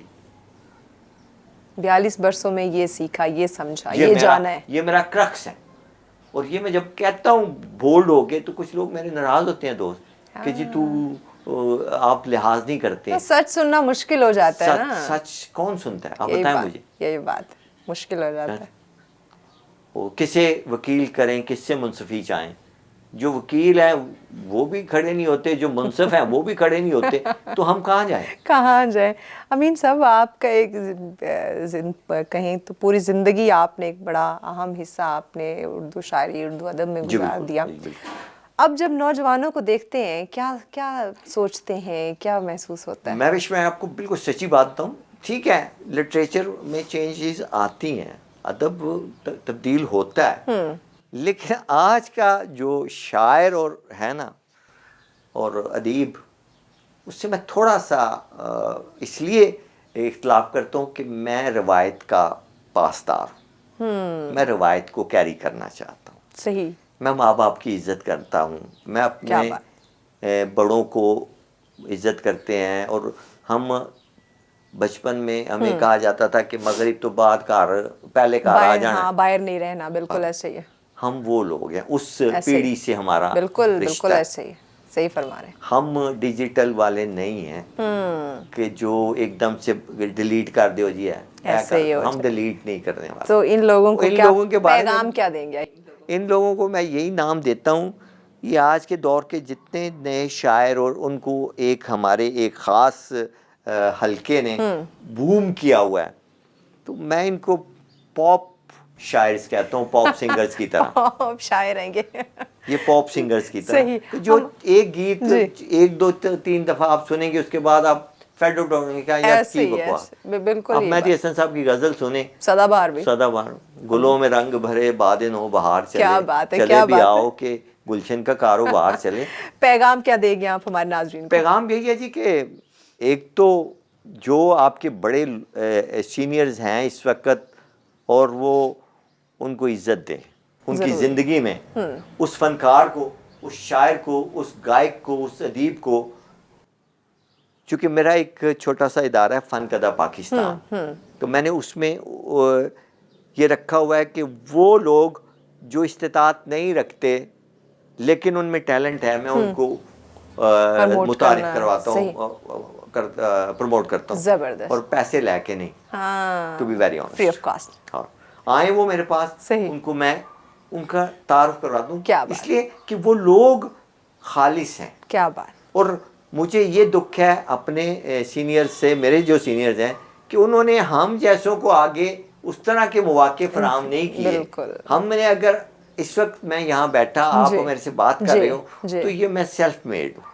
بالکل میں نے اپنی اسٹرگل کی ہے. بالکل. پھر میرے لفظوں میں کچھ طاقت ہے کہ جس کی وجہ سے وہ زندہ ہیں. یقیناً. اور اگر یہ ان میں طاقت مزید ہوئی تو میرے مرنے کے بعد بھی شاید ان میں وہ لوگ پڑھیں گے اور یاد کریں گے. بہت شکریہ امین صاحب, وقت دیا آپ نے. بہت شکریہ آپ لوگوں کا کہ آپ آئے اور میرے جیسے ایک چھوٹے. نہیں, آپ کا شکریہ, اتنی اہم معلومات آپ نے ہمارے ساتھ فری آف کاسٹ شیئر کی. ناظرین بچپن سے سنتے آ رہے ہیں بے ادب بے مراد بادب با مراد, تو آج تاریخ ہسٹری ہم نے جانی, امین صاحب سے ڈسکشن کی. یہ وہ ہمارا قیمتی اثاثہ ہیں. یقیناً ان سے مل بیٹھنا, ان سے تاریخ کے بارے میں جاننا سننا, ہمارے آج کے نوجوانوں کو بتانا بہت زیادہ ضروری ہے. انٹرٹینمنٹ کے لیے بہت چیزیں ہمارے پاس, بہت وقت ہم ضائع کرتے ہیں, لیکن وقت کسی کے لیے نہیں ٹھہرتا. ہمیں اپنے لیے اس وقت کو قیمتی خود بنانا ہے, اس کا پازیٹیو یوز ہم نے خود کرنا ہے. بریک کی جانب بڑھنا ہے. بریک کے بعد اگلی مہمان ہمیں جوائن کریں گی, ٹاپک ڈسکس کریں گے, لیکن اس بریک کے بعد ساتھ رہیے. ویلکم بیک ناظرین, آپ دیکھ رہے ہیں سچ سویرا. امید کرتی ہوں پہلا سیگمنٹ آپ لوگوں نے انجوائے کیا ہوگا. اب جو ہمارا ٹاپک ہے یہ بھی بہت اہم ہے. آپ نے دیکھا ہوگا سنا ہوگا کہ اکثر بڑے بزرگ بھی کہتے ہیں کہ دوسروں کے کام آنا چاہیے, دوسروں کی مدد کرنی چاہیے, اور خدمت خلق کرنا جو ہے اس کا اجر و ثواب بہت زیادہ ہے. تو یہی ہمارا آج کا دوسرا ٹاپک ہے جس پہ ہم ڈسکشن کریں گے کہ اللہ کے بندوں کا خیال رکھنا. اگر اللہ کے بندوں کو کوئی پرابلم, کوئی مسائل, کوئی تکلیف ہے تو ان کے اس دکھ درد میں شامل ہونا, ان کی اس تکلیف کو دور کرنے کی کوشش کرنا. اور یہ مجھے لگتا ہے ایک ایسا جذبہ ہے جو اللہ پاک کی طرف سے جو ہے ہر کسی میں بھی ہمیں دیکھنے کو نہیں ملتا, لیکن جن میں ہوتا ہے ہمیں بہت زیادہ دیکھنے کو ملتا ہے. اور ہم پاکستان کی جب بات کرتے ہیں, اپنی سوسائٹی کی بات کرتے ہیں, تو ماشاءاللہ سے ایسے لوگ یہاں دیکھنے کو ملتے ہیں جو لوگوں کے دکھ درد اور تکالیف کو دور کرنے میں اپنی اہم جو ذمہ داری ہے وہ ادا کرتے ہوئے ہمیں دکھائی دیتے ہیں. اسی طرح ہمارے ساتھ ابھی اس سیگمنٹ میں ہمارے مہمان تشریف فرمائے ہیں جو ماشاءاللہ سے اللہ کے بندوں کی تکلیف دور کرنے میں اپنے اہم رول پلے کر رہی ہیں. اور یہ ایک بہت بڑا جذبہ جو مجھے لگتا ہے ہمارے آج کے نوجوانوں میں بھی دیکھنے کو ملتا ہے. بہت سارے آپ فری لانسرز دیکھتے ہوں گے, والنٹیئرلی کام کر رہے ہوتے ہیں. رمضان کا مہینہ گزرا, اس میں آپ نے دیکھا ہوگا بہت سارے لوگوں میں یہ جذبہ ہمیں دیکھنے کو ملا جو کہ اللہ کی رضا کے لیے لوگوں کی مدد کرتے ہوئے ہمیں دکھائی دیے. تو آیا یہ جذبہ کیسے ہر ایک انسان میں ہمیں دیکھنے کو مل سکتا ہے, کیسے اس جذبے کو اجاگر کر سکتے ہیں, اس کو پروان چڑھایا جا سکتا ہے, یا اگر کہیں نہ کہیں کوئی ایشو آ رہا ہے, کوئی پرابلم آ رہی ہے, ہم کسی کی مدد کرنا چاہتے ہیں لیکن نہیں کر پا رہے, تو اس کے پیچھے کیا ریزن ہو سکتی ہے, یہ ہم آج جانیں گے. مہمان ہمارے ساتھ تشریف فرما ہیں, اپنی ایک آرگنائزیشن چلا رہی ہیں اور بہت ہی فخر کی بات ہے ماشاءاللہ سے سوشل ورکر ہیں. منزہ پیرزادہ ہمارے ساتھ. السلام علیکم منزہ. السلام علیکم. کیسی ہیں آپ؟ شکر ہے, بالکل ٹھیک. بہت شکریہ منزہ صاحبہ, وقت دیا آپ نے. منزہ صاحبہ بہت سارے کام, بہت ساری فیلڈ, بہت ساری کمپنی, بہت ساری جاب آپ کر سکتی ہیں, اپنے ایک بہت بڑا بزنس امپائر اپنے لیے کھڑا کر سکتی تھی, لیکن یہ ایک جذبہ اللہ کے بندوں کی مدد کرنا, لوگوں کے کام آنا, لوگوں کی ہیلپ کرنا, ان کے دکھ درد میں شامل ہونا, ان کے مسائل کو حل کرنا, یہ جذبہ کیسے پیدا ہوا, کیسے محسوس کیا کہ میں آیا اپنے لیے تو ہر کوئی جیتا ہے لیکن میں دوسروں کی زندگی آسان بنانے کے لیے پیدا ہوئی ہوں؟ میرا خیال ہے اس میں میرا کوئی کمال نہیں ہے, یہ اللہ چنتا ہے. کیا جتنے لوگ آج تک میں نے دیکھے ہیں وہ سبھی اللہ کے چنے ہوئے لوگ ہوتے ہیں. اللہ جب کسی کی مدد کرنا چاہتا ہے تو وہ اپنے لوگوں میں سے کچھ لوگ چنتا ہے, اور میں نے دیکھا ہے کہ وہ لوگ واقعی سیریس ہو کے بہت سنجیدگی سے لوگوں کے لیے سنسیئر ہو کے مدد کرتے ہیں. تو مجھے اکثر لوگ یہ سوال کرتے ہیں کہ بھئی آپ بہت کچھ کر سکتی تھیں, جیسے کہ باقی بھی بزنس آپ کے چل رہے ہیں, آپ یہ کیسے کرتی ہیں؟ تو میں کہتی ہوں کہ یہ میرا کمال نہیں ہے. اور جس دن میں کوئی کام نہ کروں, یا جس دن میں اپنی فیملی کو ٹائم دے دوں, شادیاں کروں, پکنک پہ جاؤں, اس رات مجھے نیند نہیں آتی.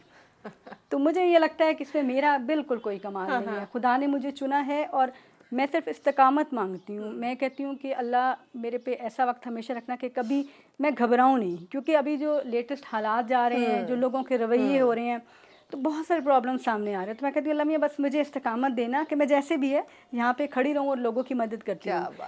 ہماری سوسائٹی میں اتنے زیادہ مسائل ہیں, آپ یقین کریں, شاید اوپر والا طبقہ تو بہت ایزی ہے فی الحال, اشرافیہ کو کوئی فرق نہیں پڑتا, لیکن اگر ہم عام انسان کی طرف چل جائیں نا, تو اب تعلیم بھی ان کے پاس نہیں ہے, मतलब 2 वक्त की जो रोटी उसको मिलती थी ना, वो रोटी भी अब नहीं है, मुश्किल से मैसर है। बिल्कुल। घर है तो वो उनके पास नहीं है, बिजली पानी के बिल इतने ज़्यादा हो गए हैं। ठीक है, हम लंगर खानों से जाके खाना खा लेते हैं, लेकिन सिर्फ खाना इस चीज़ का वो नहीं होता। हमें और ऐसे कितने लोग जाके खाएंगे? कितने लोग जाके खाएंगे। हाँ। और उससे बड़ी बात है कि अगर हम प्रॉपर तरीके से करें ना महविश, तो मेरा ख्याल है हम इन मसलों पे काबू पा सकते हैं। बिल्कुल पा हम सिर्फ ये देखते हैं कि या तो गवर्नमेंट ऑफ पाकिस्तान आएगी तो ये काम करेगी, अगर गवर्नमेंट ऑफ पाकिस्तान नहीं है तो जी बड़ी बड़ी ऑर्गेनाइजेशंस करेंगी। ये काम बड़ी ऑर्गेनाइजेशंस का नहीं है, सिर्फ हम बैठे हुए 4 लोग हैं ना, तो हम 4 लोगों का ये है कि हम अपने अपने तौर पे काम करें। मेरा घर है, मेरे घर के साथ 4 घर हैं, मेरी स्ट्रीट है, फिर मेरा मोहल्ला आ जाता है। अगर हम सिर्फ यहाँ से अपना काम स्टार्ट करें तो मेरा ख्याल इस्लाम है, भी कहता है ना हमसायों के हकूक, आप हम अपने हमसायों का ख्याल रखें कि कोई भूखा तो नहीं सो रहा। तो अगर आप अपने इर्द गिर्द के अपने जो पड़ोसी हैं उन्हीं का ख्याल हर इंसान रखना शुरू कर दे तो कोई भूखा सोएगा ही नहीं, किसी को कोई मसाइल को प्रॉब्लम हो बेहिसी है। हम सालन को घर के खाने को वेस्ट कर देते हैं, लेकिन हम ये भी नहीं चाहते कि हमारा मुलाजिम वो अपने घर ले जाए खाना खा ले। ये हमारी सोसाइटी की, ये हमारी, हाँ, ये वो हकीकत है हमारी सोसाइटी की जिससे हम नज़रें चुराते हैं। लेकिन ये सच है कि हम चीज़ें वेस्ट करते हैं, हमारे घरों में गैर ज़रूरी चीज़ें पड़ी हुई हैं, वो वेस्ट हो जाती हैं, ख़राब हो जाती हैं, किसी के इस्तेमाल में नहीं आती। तो मेरे ख़्याल में तो हम सबको ये कोशिश करनी चाहिए कि अपने अपने कुर्बो जवार से शुरू करें। इस्लाम ने वैसे भी ये दर्स दिया है कि आप अपने घर से शुरू करें, आप अपने नेबर्स से शुरू करें, रिश्तेदारों के पास जाएं और उसके बाद आप करें। अगर सपोज़ मेरी एक ऑर्गेनाइजेशन है और वो अपने रिलेटिव्स को नहीं देख रही, अपनी स्ट्रीट को नहीं देख रही, लेकिन अपना नाम बनाने के लिए दूर एक ट्रक खड़ा करती है और फिर वीडियो आ जाती है, फिर सारे सहाफ़ी आके बैठ जाते हैं, तो उसका कोई फ़ायदा नहीं है। हाँ, अगर मैं तब्दीली चाहती हूँ, अगर मैं नाम बनाना चाहती हूँ तो मेरा यही तरीका होगा जैसे मैंने बताया। लेकिन अगर मैं मदद के और तब्दीली, बाकी एक मदद का जज्बा है, मदद भी नहीं, तब्दीली, अगर मैं सोसाइटी को तब्दील करना चाहती हूँ तो फिर मैं घर से शुरू करूँगी, स्ट्रीट में जाऊँगी, रिलेटिव में जाऊँगी। मैं पूरी दुनिया नहीं चेंज कर सकती, मैं पूरा शहर नहीं बदल सकती, लेकिन अगर मैं 2 लोगों की सोच बदल लेती हूँ, 2 लोगों की तर्ज ज़िंदगी बदल लेती हूँ, 2 लोगों को कामयाब कर लेती हूँ, क्या बात, मेरा काम पूरा हो गया। वो मकसद मैं दुनिया में इस मकसद के लिए आई हूँ कि मैं कुछ तब्दीली ला सकूँ। और अगर 2 मैं लेती हूँ, 2 आप लेती हैं, 2 हमारे 6 मेहमान बैठे हैं, 2 ये लेते हैं, तो बोले कितने लोग बदल गए। ऐसे यानी अगर हम अपनी जिम्मेदारी कबूल करें कि हमने अपने साथ साथ अपने इर्द गिर्द के लोगों को भी, अगर उन्हें कोई मसाइल है, कोई तकलीफ है, कोई भूखा सो रहा है, तो हमने उनका ख्याल रखना है, तो आया ये हमारे मुल्क से मसला ख़त्म हो सकता है। अगर हम चंद हाथों में रख दें कि ये जो कुछ ऑर्गेनाइजेशन का काम है या फिर ये हुकूमती सतह पे ये हमारी हुकूमत का काम है, तो मैं क्यों करूँ, ये इंडिविजुअली हम सबकी जिम्मेदारी बनती है। इनका भी जिम्मेदारी है। मैं ये नहीं कहती कि ये हमारी गवर्नमेंट की रिस्पॉन्सिबिलिटी नहीं है या हमारी ऑर्गेनाइजेशंस की रिस्पॉन्सिबिलिटी नहीं है। हमारी जो गवर्नमेंट है ना, उसको ये चाहिए कि जो हमारी बहुत सारी ऑर्गेनाइजेशंस चल रही हैं उनको मॉनिटर करे, उन्हें इजीली काम करने की इजाज़त दे दे। मैं चूँकि मुझे बहुत सारे प्रॉब्लम्स फेस करने पड़ते हैं और मैं हमेशा ये कहती हूँ कि जो लोग शायद सिंसियर होकर काम नहीं करना चाह रहे, उन्हें आप अपॉर्चुनिटीज़ दे रहे हैं। जो लोग इस काम को खालिस्तन नेक नीयति से करना चाहते हैं, उनके लिए ऐसे प्रॉब्लम्स, कभी ये आ गया जी, प्रॉब्लम आ गया, अच्छा जी ये इदारा आपकी चेकिंग के लिए आ रहा है, अच्छा आप उनको चेक करें ना। बड़े आपको करप्शन के बड़े मिलेंगे, अगर आपके पास काम नहीं है, बड़े नाम मिलेंगे, बड़ी जगह मिलेंगी, आप उनको जाके मॉनिटर कीजिए। हाँ, आप ये मॉनिटर ज़रूर करें कि आया जो लोगों का हक है वो मैंने अपनी ज़ात के लिए इस्तेमाल पहले होता था कि हमें झूठ को साबित करना पड़ता था, लेकिन अब हमें सच को साबित करना पड़ता है। भाई मैं सच बोल रही हूँ, मैं सच बोल रही हूँ, मैं सही काम कर रही हूँ। अब हकीकत को जो है ना वो साबित करना पड़ता है। बिल्कुल यही बात है। और अगर हम ऐसे करेंगे तो मेरा ख्याल है हमारी सोसाइटी में किसी किस्म की तब्दीली नहीं आएगी। आम इंसान बहुत वर्स कंडीशन में जा रहा है। अच्छा, आप तो लोगों से मिलती हैं, आप फील्ड में जाती हैं, सोसाइटी में लोगों के साथ उनके दुख दर्द में आप सुनती हैं, क्या क्या देखती हैं कि ज़्यादातर हमारे लोग, हमारी आवाम किस दर्द से गुजर रहे हैं? देखिए, दर्द की अगर आप बात करते हैं तो अब तो वो दर्द में रह रहे हैं, उनका बसेरा ही दर्द है। मतलब उनके पास कोई भी ऐसी चीज़ नहीं है। पहले हम कह सकते थे ना कि उनको 2 वक्त का खाना मिल जाता था, वो भी नहीं मिल रहा। उनको मेडिसिन्स नहीं मिल रही, अगर मिल रही हैं तो नकली मिल रही हैं। जॉब है ही नहीं।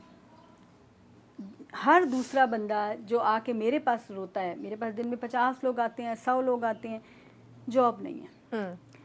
अब मेल्स तो जाके बाहर लंगर खानों में खाने खा लेते हैं, ان بچوں کا کیا ہوگا جن کی ہم نے بچوں کا اور تربیت کرنی ہے؟ خواتین کا کیا خواتین کا کیا ہے؟ خواتین بھی کر لیتی ہیں.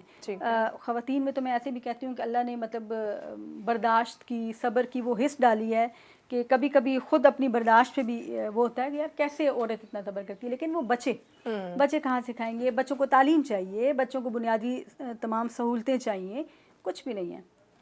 کوئی ایک پرابلم ہو تو میرا خیال ہے ہم کہیں کہ چلے ہم نمٹ لیتے ہیں.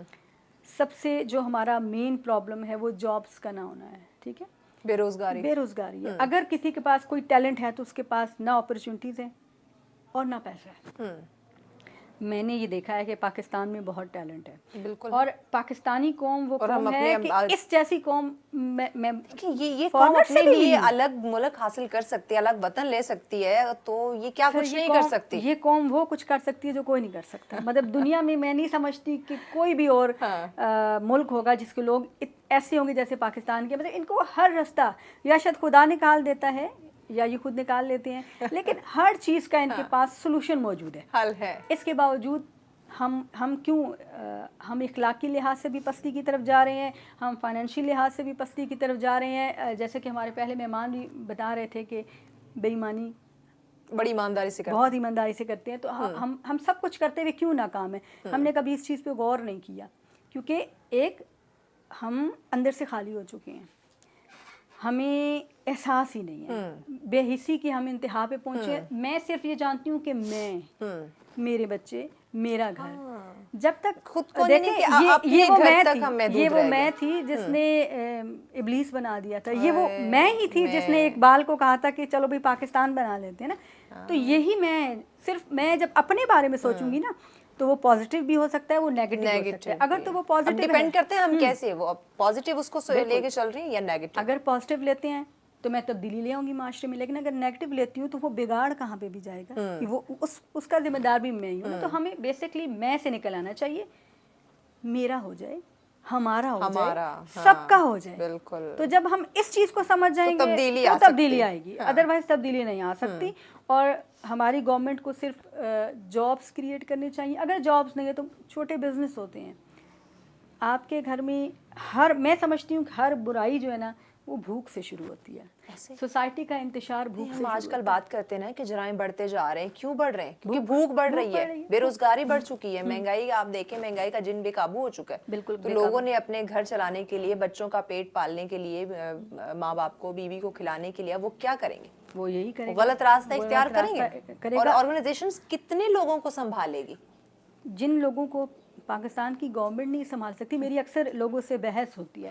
مطلب اس بار جب میں نے پورا رمضان، چونکہ میری تو آرگنائزیشن ہے سارا ہی سال کام ہوتا ہے، لیکن رمضان میں ذرا زیادہ لوگ شوق سے کام کرتے ہیں. ٹیم ممبرس میں بھی اضافہ ہوتا ہے، ڈونرز میں اضافہ ہوتا ہے. ہاں بالکل، بہت لوگ ہوتے ہیں.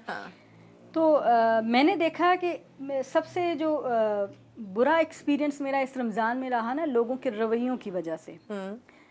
ڈونرز کا تو چلو کوئی مان ہی لیتے ہیں، انہوں نے ایک بندہ ایفرٹ کرتا ہے، چلو وہ تھوڑا کہیں روڈ ہو بھی جائے گا. میں لینے والوں کا بھی روڈ بیہیویئر میں نے دیکھا. مجھے بہت افسوس ہوا لوگوں کا کہ لوگ اس بار سمیٹنا چاہ رہے تھے.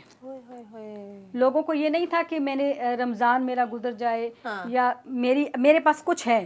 میرا خیال تھا، جو میں لوگوں کو اس دفعہ دیکھا، ان کا کہنا تھا کہ بے شک اندر سب کچھ پڑا ہوا ہے میرے پاس، میں مزید کچھ اور سمیٹ لوں. مجھے چیز کی ضرورت نہیں ہے لیکن میں رکھ لوں. اور یہ بہت اگر ہماری سوسائٹی میں کسی چیزوں کو اندر رکھ کے ذخیرہ اندوزی کر کے، اسلام نے تو اس کا درس ہی نہیں دیا نا. تو جب آپ یہ کریں گے تو آپ کے ساتھ یہ سارے پرابلم ہوں گے. پاکستان کے 99% پرابلم کی وجہ میں اسلام سے دوری سمجھتی ہوں. ایسے جب میں نے اب اسٹڈی کیا پورا، لوگوں سے ملنا، پھر لوگوں کے پرابلمس کو سننے کے بعد مجھے یہی لگا ہے کہ ہم اسلام سے دور ہیں. ہر برائی ہمارے اندر آ جاتی ہے، ہر تکلیف بھی ہمارے اندر آ جاتی ہے، ہر آزمائش بھی ہمارے اندر آ جاتی ہے. اور پھر آزمانے والا ویسے آزماتا ہے کہ آپ کے سامنے ہے سب کچھ. پھر برداشت نہیں ہوتا. پھر برداشت نہیں ہوتا. اچھا، تو کیسے یہ مختلف آرگنائزیشنز اب کام کر رہی ہیں؟ ہر گھر وہ نہیں پہنچ سکتی، ہر گھر کا دروازہ بھی وہ نہیں کھٹکھٹا سکتے، نہیں پوچھ سکتے بھی آیا آپ کس کو کیا کس چیزوں کی ضرورت ہے. تو یہ جو ضرورت مند ہے، یہ کیسے آپ کی آرگنائزیشن کو اپروچ کرتے ہیں؟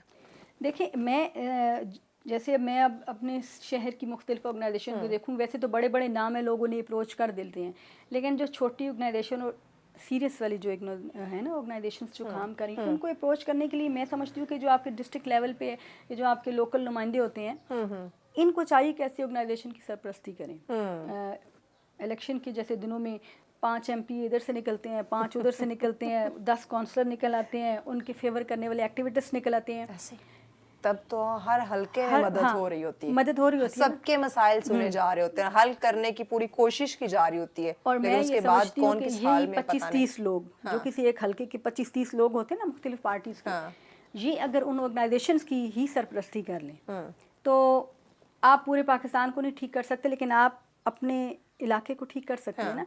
आपके लोगों को भी पता होगा ये एक ऑर्गेनाइजेशन हमारे लिए काम कर रही है, आपको खुद भी पता होगा। आपने इलेक्शन के दिनों में काम करके सच्चे झूठे वादे करके अगर वोट लेने हैं तो बेहतर नहीं है कि आप 50 लोग पूरा साल 5 साल ये कोशिश करें कि मैंने अपने इलाके के लिए ये करना है, तो फाइनली 5 साल बाद आपको ये झूठे सच्चे वादे नहीं करने पड़ेंगे। और वो तमाम ऑर्गेनाइजेशन हर सिटी में बहुत सारी ऑर्गेनाइजेशन हैं, मतलब मैंने देखा है कि पूरी दुनिया में ये जो सोशल NGOs हैं ये काम कर रही हैं, और पाकिस्तान में भी बहुत बड़ी तादाद है NGOs की, जैसे कुछ को हम जानते हैं कुछ को नहीं जानते। तो अगर लेकिन ये मसला ये है कि सब अपने अपने काम कर रहे हैं। जब ये काम करते हैं तो इनका ये होता है कि मेरी ऑर्गेनाइजेशन का नाम हो जाए, यानी कि नाम के पीछे भाग रहे हो, मेरी वाह वाह हो ज्यादा, मेरी वाह वाह हो, मेरे जो है ना डोनर सारे मेरे पास हो, फंडिंग सारी मुझे हो, ये तरीका नहीं है। अगर आप तब्दीली चाहते हैं ना, मैं अब अगर अपनी ऑर्गेनाइजेशन की बात करूँ तो मैं किसी से डोनेशन नहीं लेती। मेरे तमाम बिज़नेस सेक्टर के वो मेरे दोस्त हैं, मेरी अपनी फैमिली ऐसी है कि हम वहाँ से करते हैं। अगर मैं लोगों से, मेरा नाम बहुत एतमाद वाला है, लेकिन मैं क्यों नहीं लेती कि फिर वो अपने लोगों को फेवर देना चाहते हैं, अच्छा मेरे लोगों को फेवर कर दो, वहाँ कभी भी आप काम नहीं कर सकते। अगर आप न्यूट्रल होकर काम करेंगे फिर आप तब्दीली ले आएंगे, यकीनन, और तब्दीली के लिए ही सारी एफर्ट्स होती हैं, मेहनत तो करनी पड़ती है। नाज़रीन, मज़ीद भी हम मुनज़्ज़र से जानते हैं खिदमत खल्क़ की अगर एक बहुत बड़ा जज्बा है लोगों की मदद करना, दूसरों के काम आना, यही हमें अपने बच्चों को भी सिखाना चाहिए। तो इस सिलसिले को, डिस्कशन को हम आगे बढ़ाएंगे, लेकिन इस ब्रेक के बाद साथ रहिए। वेलकम बैक नाज़रीन, आप देख रहे हैं सच सवेरा। हमारा आज का दूसरा टॉपिक है दूसरों के काम आना, लोगों की मदद करना, खिदमत खल्क़ में अव्वलीन रहना, और ये आपकी तरजीहात में शामिल हो कि आपने जहाँ अपने लिए आप अच्छा सोच रहे हैं, आप दूसरों के लिए भी अच्छा सोचें। जो आप अपने लिए नहीं चाहते, जो आप अपने लिए पसंद नहीं करते, वो दूसरों के लिए पसंद ना करें। इस्लाम भी हमारा यही कहता है, तो इसी पे हम डिस्कशन करें।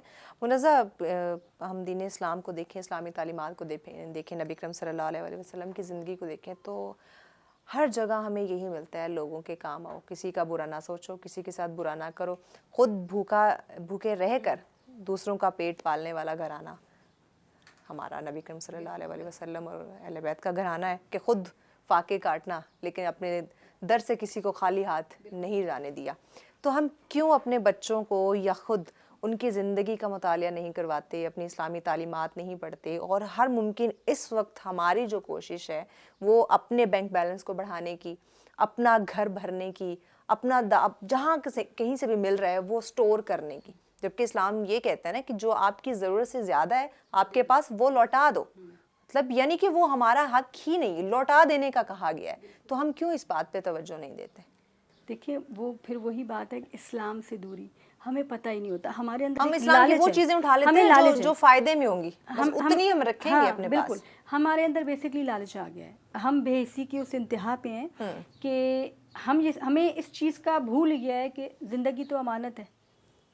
आपको कोई नहीं पता कि आपने यहाँ से उठना है कि नहीं उठना। हमने प्लानिंग्स जो की हुई ना आज से 50 साल बाद बड़ी लंबी प्लानिंग है, वो 50 साल बाद वो हमारी तबाही के अल्लाह अकबर। इसी हमारे बच्चे कैसे सीखेंगे अगर हम अपने बच्चों के सामने अच्छा काम नहीं कर रहे? बच्चे हमेशा वो सीखते हैं जो हम उन्हें सिखाते हैं, जो बड़ों को देख रहे हैं, जो करके दिखाते हैं। अगर आप नहीं दिखाएंगे तो आपको क्या लगता है कि हमारी तमाम बड़ी बड़ी सियासी पार्टियां, इनके घरों में पैसे की कमी है? नहीं कमी है, किसी चीज़ की कमी नहीं है, लेकिन वो एक लालच, और की लालच। मैं आपको बताऊं महविश कि मुझे कभी कभी मैं सोचती हूँ तो मुझे बहुत हैरत होती है, कितनी ख्वाहिश होगी आपकी, कितनी मतलब एक अच्छा घर हो जाए, एक अच्छी गाड़ी हो जाए, बच्चे हो जाए, उनकी तालीम हो जाए, उसके बाद आपने क्या करना है?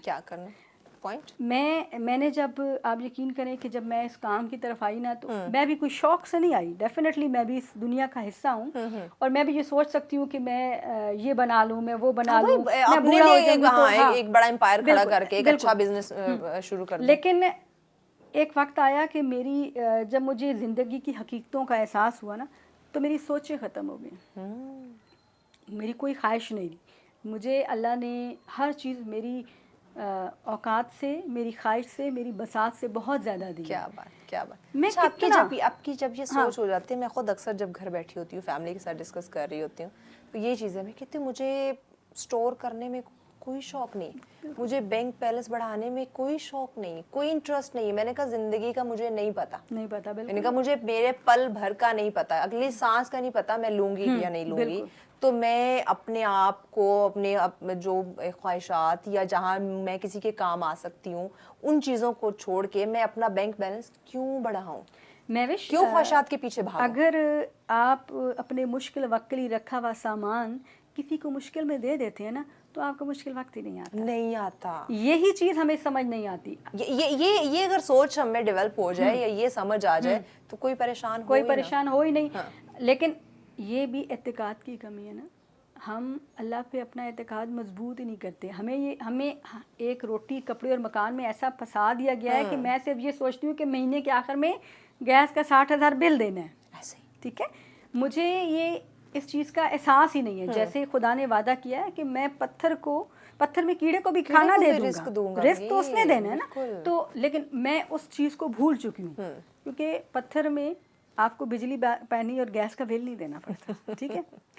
मेरी सोसाइटी का सबसे बड़ा अलमिया है कि मुझे रोटी, कपड़े और मकान में फंसा दिया गया। यही चीज़ मेरा बच्चा पैदा होता है तो मैं उसको क्या कहती हूँ, जल्दी जल्दी पढ़ो और तुम जॉब कर लो, कमाने वाले बनो, एक अच्छी गाड़ी लो, अच्छा घर लो, मैं तुम्हारी शादी करूं, तुम बच्चे पैदा करना। और फिर उनकी वही टेंशन, यही दर्स बच्चा अपनी औलाद को फिर आगे देता है। ये एक सिलसिला चलता जाएगा। जबकि हमारा बच्चा पैदा होता है तो हमें ये दर्स देना चाहिए कि बेटा ज़िंदगी खुदा की अमानत है, आप यहाँ एक मकसद के लिए आए हैं, आपने वो मकसद पूरा करना है और आपने इस दुनिया से वापस चले जाना है, ये आपके रहने की जगह नहीं है। जब आपको 40 साल में जाके समझ आती है कि भाई ये तो कुछ भी नहीं है, मैं तो एक शराब के पीछे भाग रहा हूँ, मैं ये इतनी मेहनत, इतनी स्ट्रगल किस लिए कर रहा था। तब ये भी सोच खुदा उनको देता है जिन्हें वो शायद महबूब रखता है या जिन्हें वो उसने एक रास्ता रखा हुआ है कि ये लोग इस रास्ते से चल के जाएंगे। कुछ उसके महबूब होते हैं तो उन्हें दूसरे लोगों को ये ख्वाहिश भी नहीं देता कि भाई, सोच भी नहीं देता। कुछ लोग ऐसे मरने तक भी उन्हें एहसास नहीं होता, वो बिल्कुल इसी तरीके से मर जाते हैं।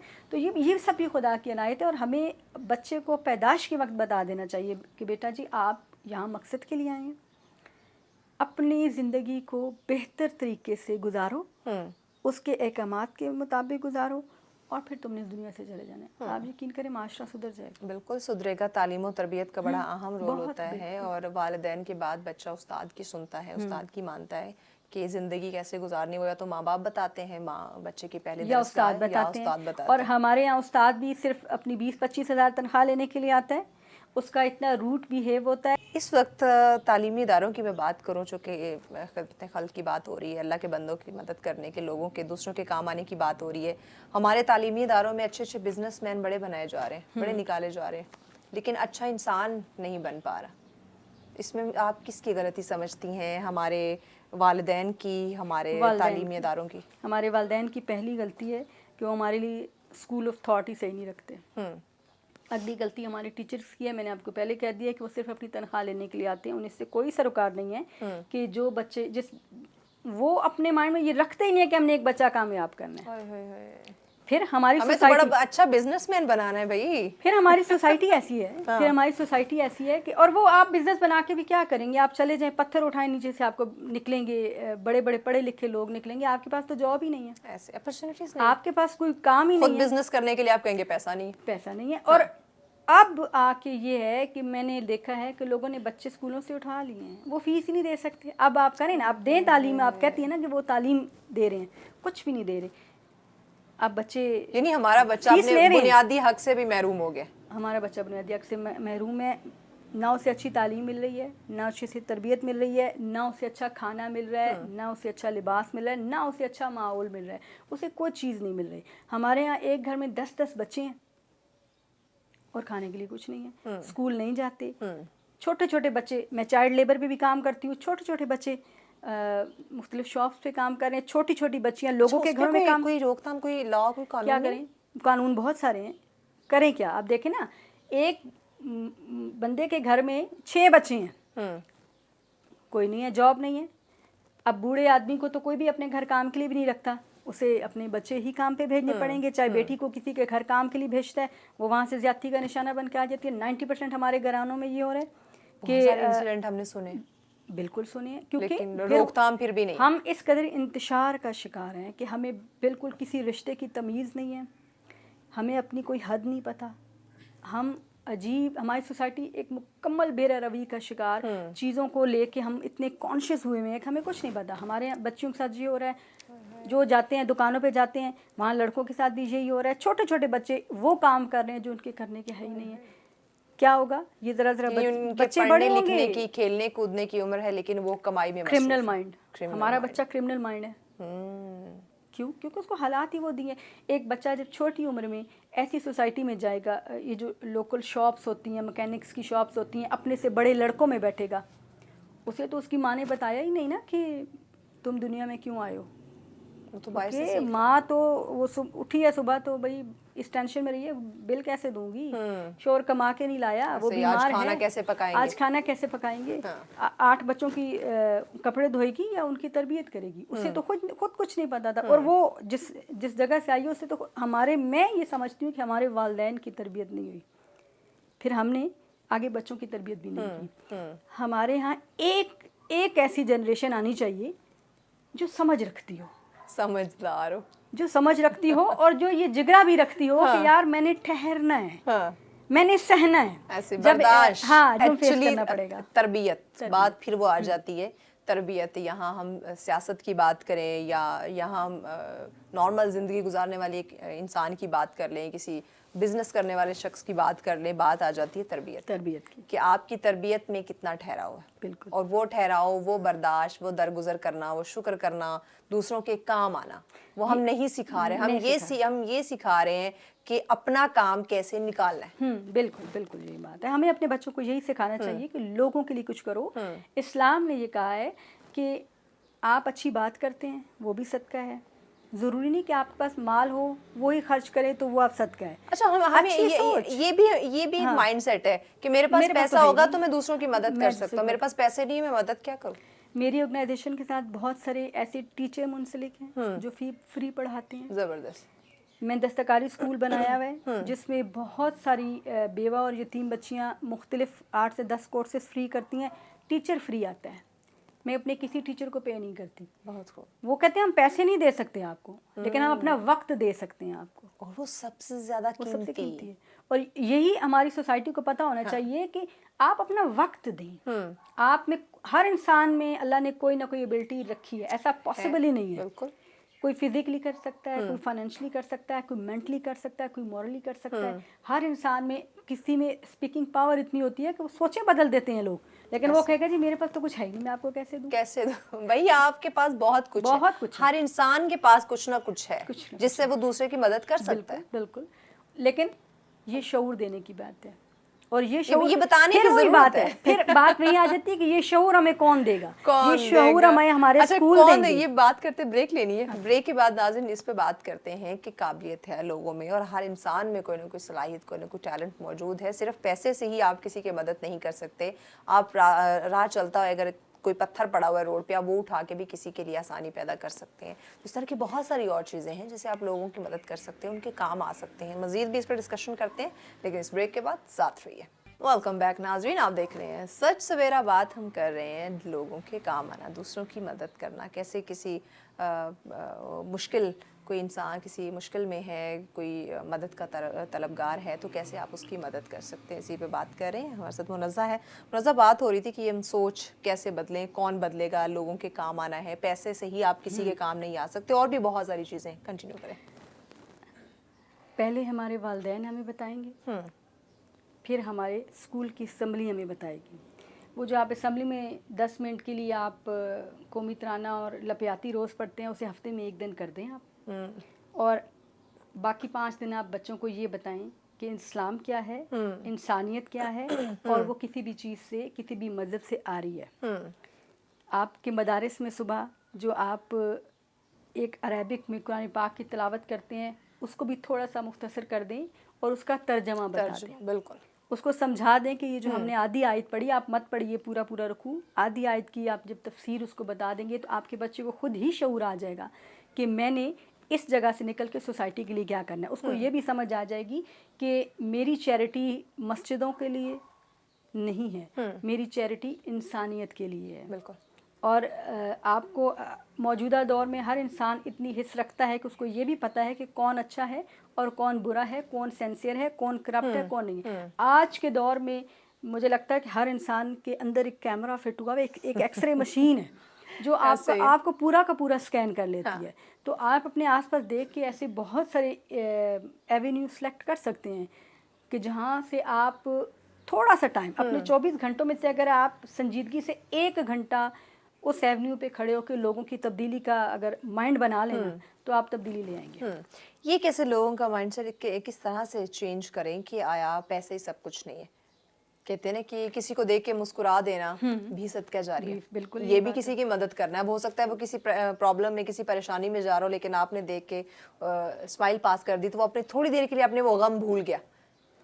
ये सारी चीज़ें फिर तरबियत पे आ जाती है ना। हमारा माइंड सेट ही नहीं घूम फिर के हमारी बात तरबियत पे आती है। घूम फिर के तरबियत पे आती है। हाँ। और जो हम अपने बच्चों को सिखाते हैं उस पे आ जाती है। मैं बता रही हूँ ना कि अगर मैं अपने आसपास देख के लोगों के लिए आसानियाँ करना शुरू कर दूंगी तो यकीनी बात है मेरे बच्चे भी करेंगे।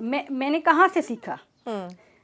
सब कुछ करते हुए, एक हाईली क्वालिफाइड होते हुए, कोई काम ना करते हुए मैंने कहा कि मैंने ये करना है। तो क्यों किया? क्योंकि मैंने अपने वालिद साहब को देखा था। ऐसे मेरे वालिद साहब का कहना था कि नहीं बेटा, हमारे घरों में जब लोग आके रोते थे तो मैं कहती थी कि अल्लाह मियाँ कोई एक फ़रिश्ता होना चाहिए, तेरे तो बहुत फ़रिश्ते हैं जो तेरी इबादत कर रहे होते हैं, तो एक फ़रिश्ता क्यों नहीं भेजता है इसके घरों में। मैं बहुत छोटी थी, उस वक्त मेरा माइंड ये काम नहीं करता था कि फ़रिश्ते इसलिए नहीं हैं। फरिश्ते आते थे, पैगंबरों के दौरों में आते थे, आजकल फरिश्ते आके आपकी मदद नहीं करते।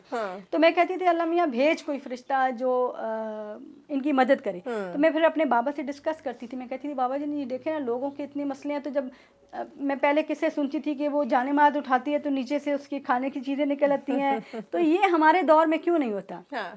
तो मेरे वालिद साहब कहते थे कि उस दौर के लोगों का एतकाद बहुत मजबूत था, आप अपना एतकाद मजबूत करें तो आपके साथ भी होगा। फिर मैं देखती रही, उन्होंने हमेशा लोगों की मदद की और इसी चीज़ ने मुझे इस रास्ते पे लाया कि अब अगर कोई मुझे कहे ना कि मेरी ज़ात के लिए मैं कुछ करूं तो मेरा दिल ही नहीं मानता। मतलब मुझे उस रात नींद ही नहीं आती। तो अब यकीनी बात है कि जब मेरे बच्चे ये देखेंगे कि हमारी माँ ऐसे कर रही है तो यकीनन आगे उनमें और भी उन एक पे मेरी जज्बा, तरबियत का असर भी होगा। यही एक जज्बा तो यही कि जज्बा माँ ये काम कर रही है, माँ ये बता रही है। बिल्कुल। दूसरों के लिए जीना ही असल जिंदगी है और इस दुनिया में आने का मकसद भी यही है, अल्लाह के बंदों के काम आओ। अपने लिए तो हर कोई जीता है, बिल्कुल ये बात लेकिन आया एक्चुअल जीना वही है जो आप दूसरों के लिए जीते, दूसरों के लिए जीते हैं। जो आप दूसरों के लिए आसानियां पैदा करने में वक्त सर्व करते हैं, जो बहुत खुशी होती है। एक खुशी वाला टाइम है वो वही होता है। वो वही होता है। बाकी आप कुछ भी करेंगे वो आर्जी होगा, लेकिन ये वो चीज़ है जो आपके लिए आर्जी नहीं होगी। ज़िंदगी में आप जब एक ख़ास जगह जाएंगे तो फिर आपको एक अजीब तमानियत का एहसास होता है।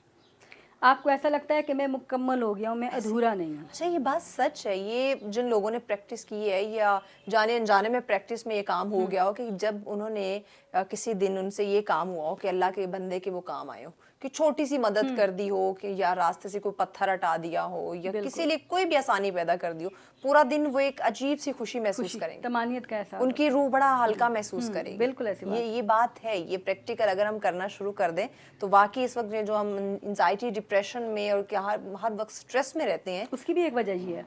ये वजह है कि हम दूसरों की मदद नहीं करते। हम देख के अनदेखा कर देते हैं, ये मेरा काम नहीं है, मैं क्यों करूं। रोड पे एक्सीडेंट हो जाता है, हम गाड़ी नहीं रोकते, पास से गुजर जाते हैं।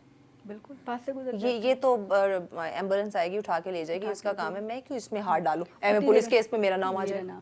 अच्छा ये भी देखिए ना, हमारी सोसाइटी के बैरियर्स भी तो ऐसे हैं ना। हाँ। कि मैं उठा के ले जाऊंगा, मेरे गले पड़ जाएगा, ये भी तो मसला है ना।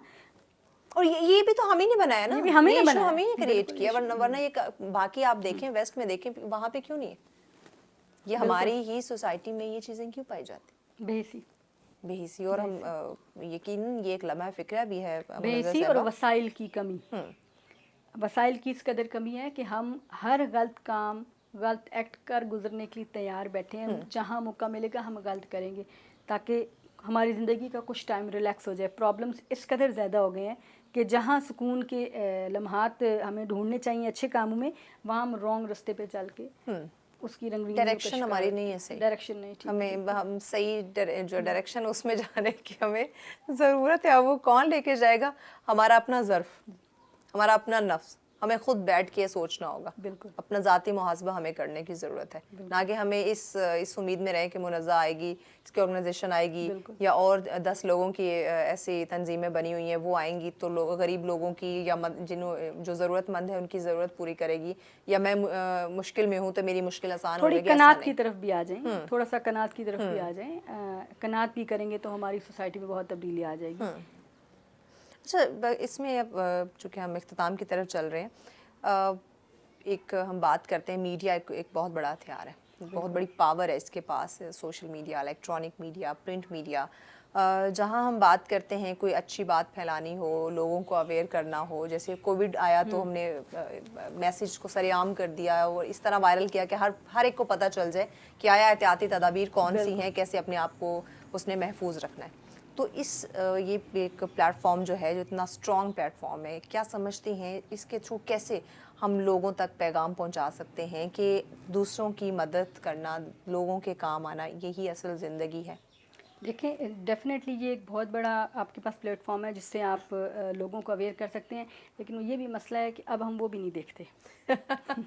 ہم وہ دیکھنا نہیں چاہتے. ہم سوشل میڈیا پہ وہ چیزیں دیکھتے ہیں جو دیکھنے والی نہیں ہوتی. آپ اسکرول کرتے ہوئے جائیں گے جہاں پہ آپ کو کوئی کام کی چیز. کل پرسوں کی شاید بات ہے, سو جب کی بات کٹ کر بیٹھے ہم یہی کچھ ڈسکس کر رہے تھے کہ سوشل میڈیا پہ ہم ایسا کنٹینٹ کریٹ کر رہے ہیں جو یوز لیس ہے, بالکل, جو ہماری دنیاوی اور آخرت کی زندگی کہیں بھی وہ کام نہیں آنا, ویسٹ آف ٹائم ہے. بالکل, لیکن لوگ اس سے ارن کر رہے ہیں.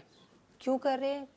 ہم دیکھ رہے ہیں تو وہ بنا رہے ہیں. ہم نے ارن, اس کو بھی ہم نے ارن کا ذریعہ بنا لیا. پہلے وہ ٹی وی آتا تھا, شام کو 4 بجے شروع ہوتا تھا, فرمانے لائی تک ہمیں چیزیں سکھانے کے لیے کوشش کی جاتی تھی. اب ایسا نہیں ہے. اب اتنے چینلز ہیں کہ آپ ریموٹ کو گھماتے رہے نا تو آپ کے 2 گھنٹے گزر جائیں گے, آپ کچھ بھی نہیں دیکھیں گے, پتہ ہی نہیں چلے گا. آپ کچھ بھی نہیں دیکھیں گے, کیونکہ آپ کو یہ آپ صرف پیسے کے پیچھے بھاگ رہے ہیں. آپ کی صرف یہ دوڑ ہے کہ میں نے کہاں سے ارن کرنا ہے, میں نے کہاں سے کچھ حاصل کرنا ہے. آپ جو حاصل کریں آپ وہ بھی سیکھ نہیں رہے. ہر جگہ ایک ہوتا ہے نا, طالب علم ہوتا ہے جو کچھ سیکھنے کی لگن رکھتا ہے, ایسا کچھ بھی نہیں ہے. ہم کوئی بھی کام کر رہے ہیں, ہمارا مقصد ارننگ کا ہے اور شارٹ کٹ کا ہے. شارٹ کٹ کا. تو اگر پہلے میڈیا سکھاتا تھا بہت کچھ, اب نہیں سکھاتا. اب میڈیا آپ کو ناچ گانا سکھاتا ہے, آپ کو ایسی موویز, ایسی فلمز دکھاتا ہے جس سے آپ اپنے اقدار کو بھی بھول جاتے ہیں. اب ذہنی انتشار کا شکار ہو جاتے ہیں. بالکل ذہنی انتشار کا شکار ہو جاتے ہیں. ہاں, ہم لوگوں کو اگر یہ ایجوکیٹ کریں کہ, اور یہ ایجوکیشن میں نے آپ کو پھر کہا ہے کہ آپ کی مساجد دے گی.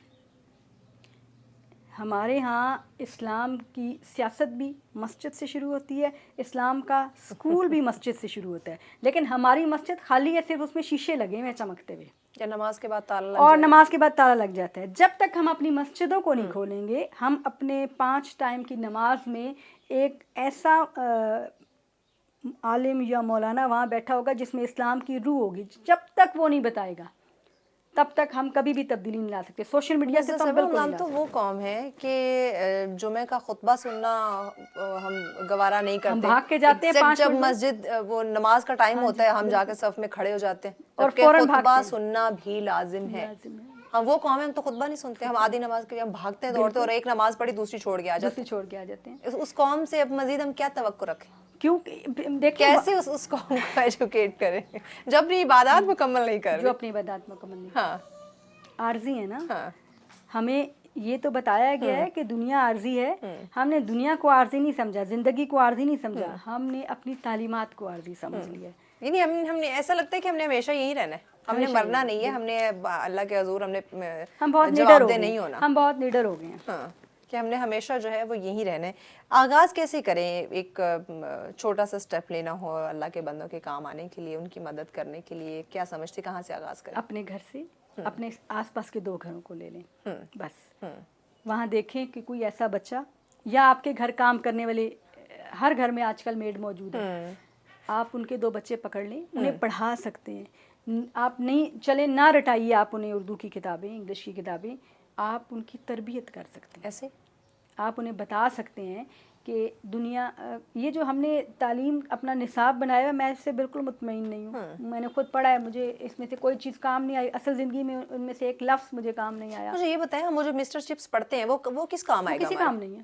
وہ ہمیں زندگی میں کہاں کام آیا؟ مجھے آج تک سمجھ نہیں آئی کہ وہ جو پوری کتاب ہم نے پڑھی, ٹیچر سے مار کھا کھا کے, ڈانٹ کھا کھا کے, اس کا ترجمہ پڑھ پڑھ کے, اس کو زبانی یاد کر کر کے, اور یاد بھی نہیں ہوتا تھا, یاد بھی نہیں ہوتا تھا. وہ مسٹر چپس کہاں ہے زندگی میں کام آ رہا ہے؟ مجھے آج تک سمجھ نہیں. اگر اس کی جگہ آپ سیرت رسول صلی اللہ علیہ وسلم کی کتاب پڑھا دیتے تو وہ یقیناً ہمارے کام آتی, ہمارے بچے کو پتہ ہوتا.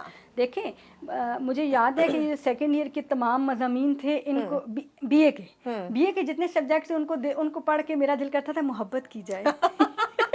اچھا, 1st ایئر 2nd ایئر کی بھی وہ اردو کی شاعری اب دیکھیں تو وہ آپ کو ایک نیا ابھرتا ہوا عاشق اس میں دکھائی دیتا. بالکل, تمام مضامین چاہے وہ اردو کے تھے چاہے وہ انگلش کے تھے, اس میں ایک ہی تھا, عشق کرنا چاہیے, محبت کرنی چاہیے, اور کوئی ایک خواب کی دنیا ہو جسے میں آنکھیں بند کروں اور میری تمام چیزیں ضرورت کی میرے سامنے آ جائیں, تمام تر خواہشات پوری ہو جائیں. مین وہی وقت ہوتا ہے بچے کی تربیت کا, اس کا ایک مائنڈ سیٹ وقت چینج کرنے کا. ایک وہ 3-4 سال کا ہوتا ہے جب آپ اسے اسکول بھیجتے ہیں, وہ اس کی روحانی تربیت ہوتی ہے, اور آپ اس کی جو کرتے ہیں نا کہ دنیاوی تربیت کرتے ہیں, اس کا وہ وقت ہوتا ہے جو آپ میٹرک سے لے کے بی اے تک کرتے ہیں. اس میں آپ بچوں کو سکھا دیتے ہیں بھائی محبت کرو. مجھے یاد ہے میں جب پڑھتی تھی تو میں یہ سوچی یار کسی طرح محبت کی جائے. کتنی خوبصورت چیز ہے. ڈیفینیٹلی کتنی آسانی ہے, کتنی آسانی, اور خیالی دنیا میں کتنا مزہ ہے. آپ آنکھیں بند کر کے بیٹھو, مرضی کے سپنے دیکھو. میں نے بی اے کی کتابوں میں بچوں کو خیالی دنیا میں رہنا سکھا دیا نا. اور آج کے بچے, اچھا پچھلے جنریشن پھر بھی ذرا بہتر تھی, آج کے بچے آپ دیکھیں نا, ہمارے بچے کیسے ہیں, وہ بالکل ہی خالی ہیں. ہم آدھے تیتر آدھے بٹیر تھے, ہمیں کچھ اسلام بھی آتا تھا اور کچھ دنیا بھی آتی تھی, کیونکہ ہمارے والدین نے ہمیں بتایا ہوا تھا. لیکن صبح ہم نے اپنے ڈانٹ کے اٹھاتے تھے فجر کے لیے, پھر مسجد بھیجنا. ہم نہیں جگاتے اپنے بچوں کو, وہ رات بھر وہ آن لائن ارننگ کرتا رہے جی, رات کو لیٹ سویا, صبح سونے دو. جبکہ اسلام نے کیا کہا ہے, صبح جاگو گے, نماز پڑھو گے تو تمہیں سارے دن کا رزق ملے گا, اور اس رزق کو ہم پوری رات کمپیوٹر پہ ڈھونڈتے رہتے ہیں. وہ رزق ہمیں نہیں ملتا, اور تبھی تو رزق میں برکت نہیں ہے. رزق میں برکت تو کیسے ہوگی برکت؟ پیغام کیا دیں گی ناظرین کو, اور کس طرح سے اگر کوئی سوشل ورک میں آنا چاہتا ہے تو کیسے آغاز کر لے؟ دل بنا لے اپنا, تھوڑا سا صبر کر لے, قناعت کر لے, اور اپنی چیزوں پہ ڈٹ جانا سیکھ لیں, اور یہ سوچ لیں کہ زندگی بہت عارضی ہے, یہاں پہ آپ نے ہمیشہ نہیں رہنا.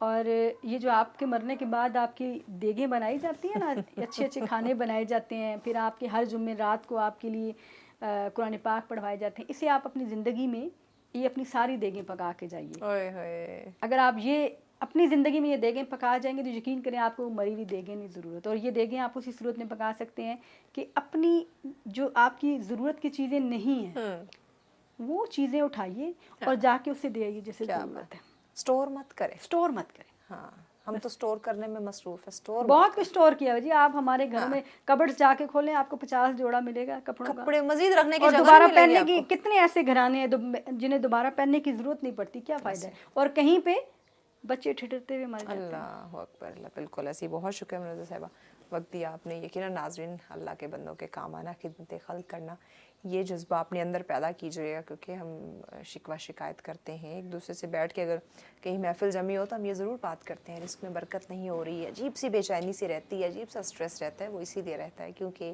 آپ اللہ کے بندوں کا خیال نہیں رکھ رہے. آپ صرف اپنی ذات میں مگن ہیں, خود سٹور کرنے میں مگن ہیں, آپ بانٹ نہیں رہے, اللہ کی راہ میں خرچ نہیں کر رہے. اللہ کی راہ میں خرچ کیجئے, اللہ کے بندوں کے کام آئیے, تو دیکھیے گا آپ کی تمام تر پرابلم, تمام تر مسائل جو ہیں وہ خود ہی حل ہوتے چلے جائیں گے. کسی پیغام کے ساتھ ہمیں اجازت دیجیے. اللہ نے کے بعد.